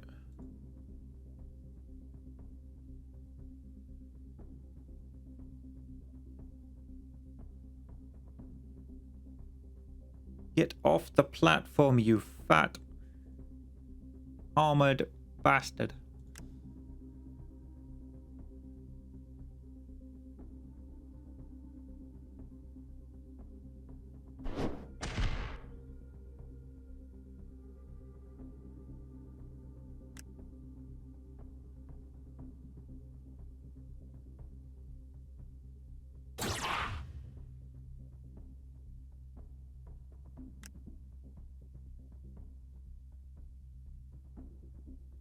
There we go.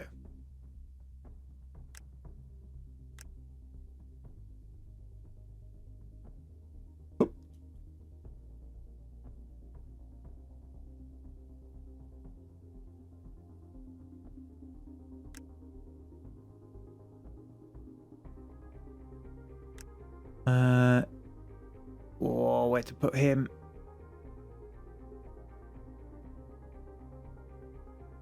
Whether actually it's going to come back after that guy or not.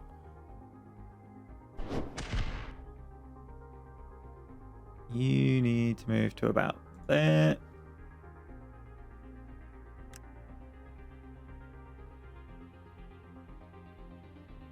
It is.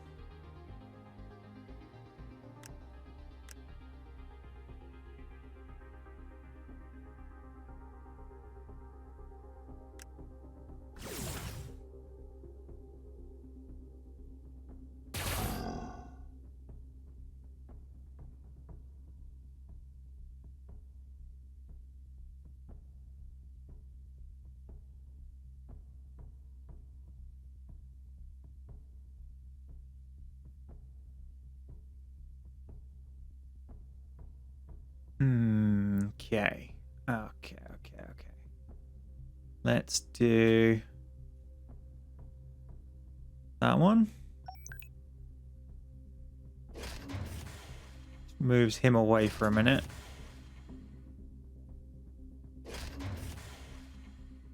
Now, can she kill that? Not quite.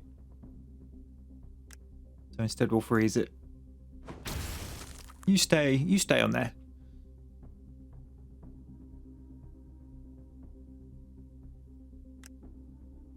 You step off. Yeah.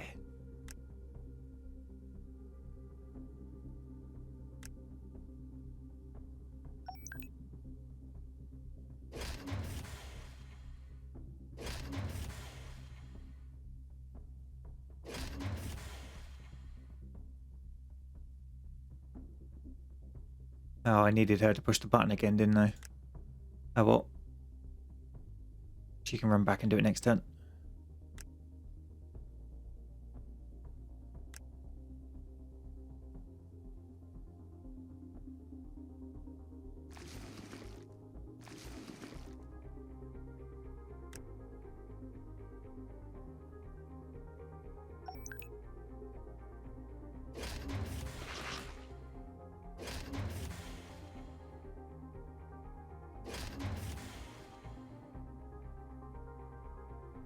Oh, now I'm confused.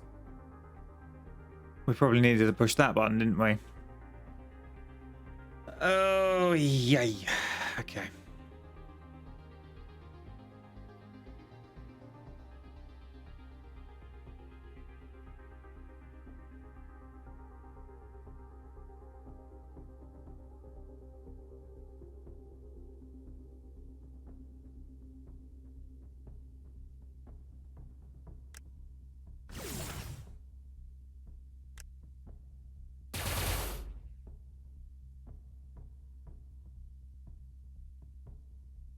Should mean she should be able to finish him off.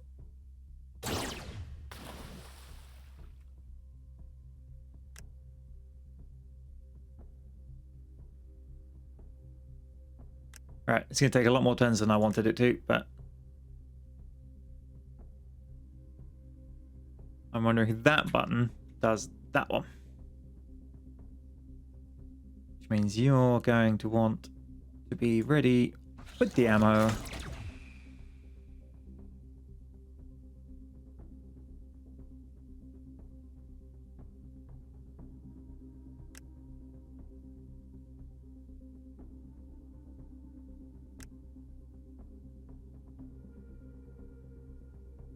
Oh, except he's got no ammo either. We'll just have another delay. I wonder what's down here, actually. The secret's going to be over here, but I'm not sure I want the effort of going down to get that.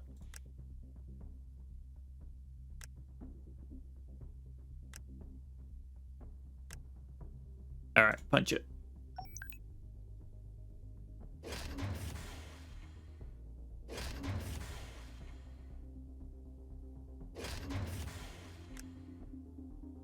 You hit that button.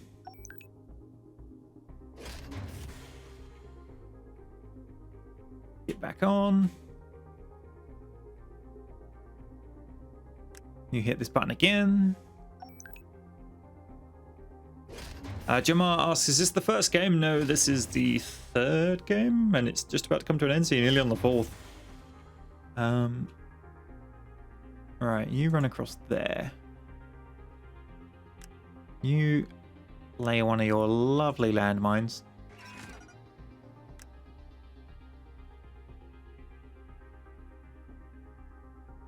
And then skate on out. Jamar, anything you missed will be uploaded to the YouTube channel, so you can quite easily catch up.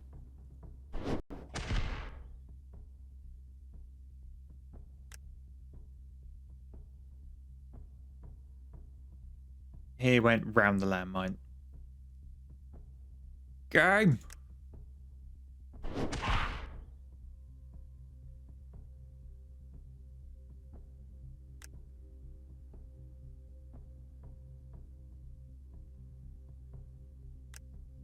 Flotsam has already been done, I'm afraid.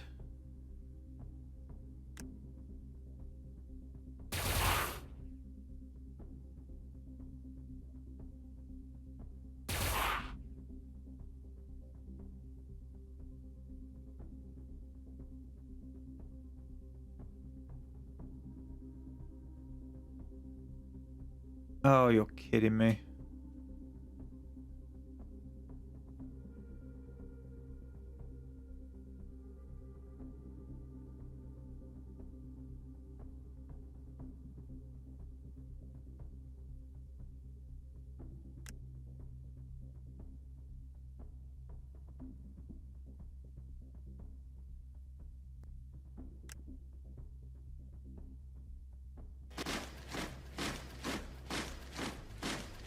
Oh, Jamal, thank you for the sponsorship. That is very kind of you.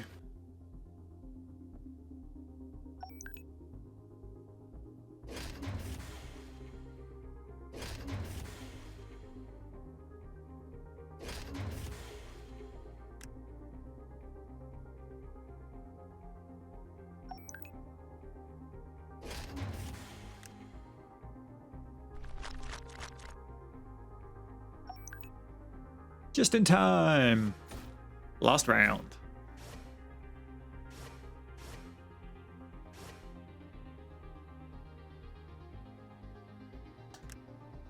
Oh, didn't even notice there was a time limit. Thanks for that, Scumby, you know. Pointing out on the last round.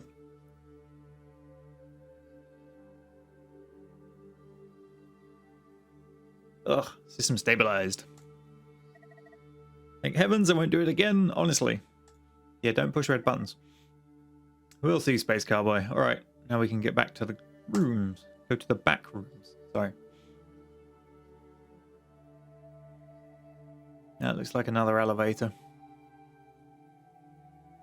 But that, I think, is a good time to bring Spaceland to an end for this week. So hopefully people are still interested in seeing more. It's definitely still adding more systems. There's still a couple of secondary weapons we haven't unlocked, a couple of primary weapons, which I'm guessing belong to more characters we haven't seen yet. The team looks like it's got space for maybe a couple more guys. Or gals, of course. There's a couple of slots there. Obviously, there's some upgrades still yet to reveal for certain people. So, action point. So, I'm still interested to see more. Let me know in the comments if you are. And we'll possibly see this next week.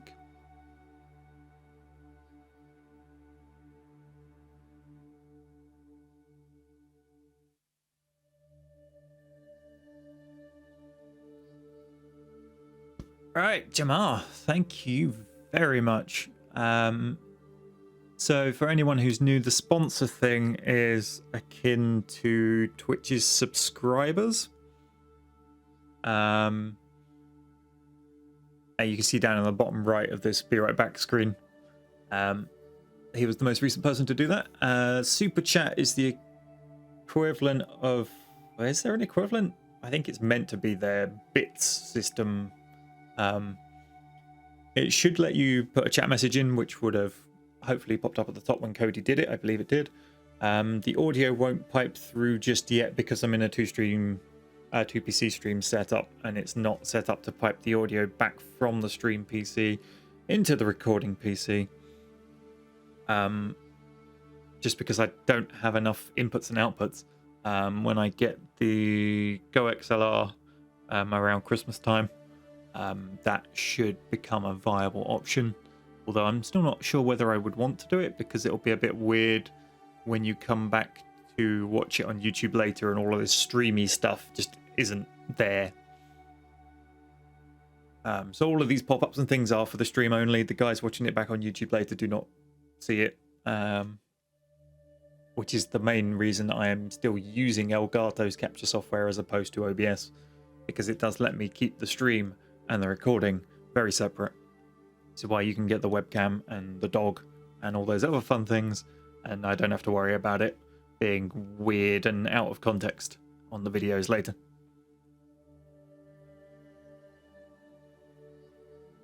But yes, thank you for that, Jamar. That is awesome.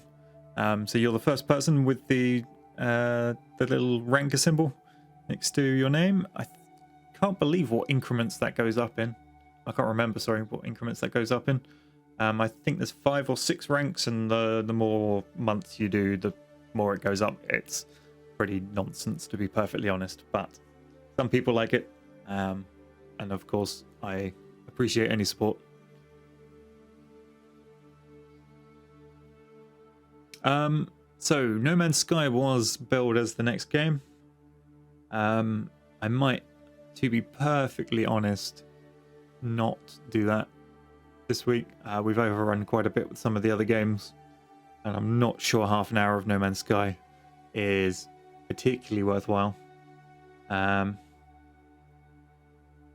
So what will be happening tomorrow lunchtime, so midday British time, the second episode of the Napoleonic Wars, not Napoleonic Wars, Napoleonic Total War series will be going out. I will be putting episode 3, which is also prepared, out midweek in place of where one of the No Man's Sky videos would go, which is another reason why I'm probably not going to do No Man's Sky today. And after that, we are up to the first set of orders from the people, the comment commanders.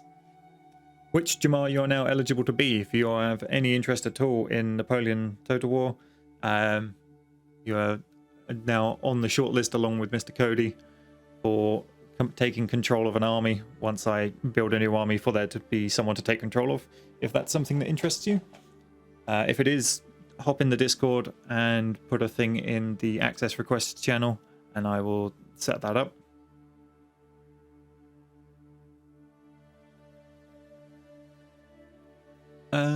What else can I think to say? Oh, I can't think of too much. Other than what's everybody think of the new pop-up notification things and the new I'll be right back screens and all of those other fun things. Oh, if you had a PC, you'd love to do it. So what it is I mean, you can get Discord on your phone if that's the bit that you're concerned about. What it is you watch the video, and one of the armies will be assigned to you, and for every 6 turns you put in the Discord what you want them to do and what units you want in the army, and then I have to build the army to that specification and try to achieve what you say. So you don't have to actually physically own the game or a PC to take control of them. It's more of a set of instructions on telling me what you want done, and then I have to try and carry that out. It's gonna get chaotic. The 2 armies currently under control of people at the moment are going wildly different places with wildly different compositions. So there's already going to be a crazy amount of juggling things as it is.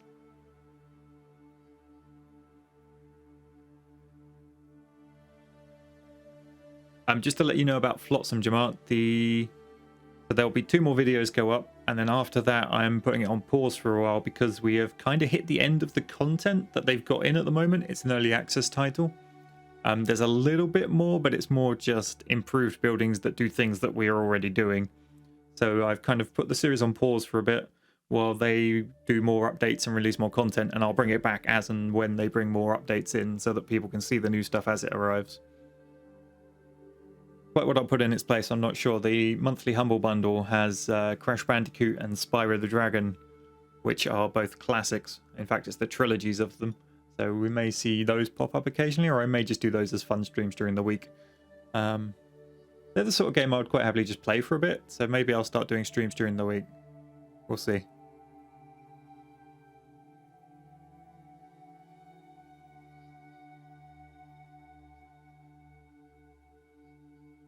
Where have you gone, dog? Oh, he's curled up asleep. I was gonna have Derek come say goodbye to everybody, but he's snoozing, so I intend to leave him that way. It means I can edit these videos up without being disturbed. So that's where I'm going to bring the stream to an end. Hopefully you all enjoyed yourselves. I'm sorry you missed the game you really wanted to see, Jamar. I will get that up on YouTube as quick as possible. I'll try and make it Mondays. And I hopefully will see you guys all next Saturday. And possibly during the week, if I decide to do some of these other games. Anyway, thanks for watching. Bye for now.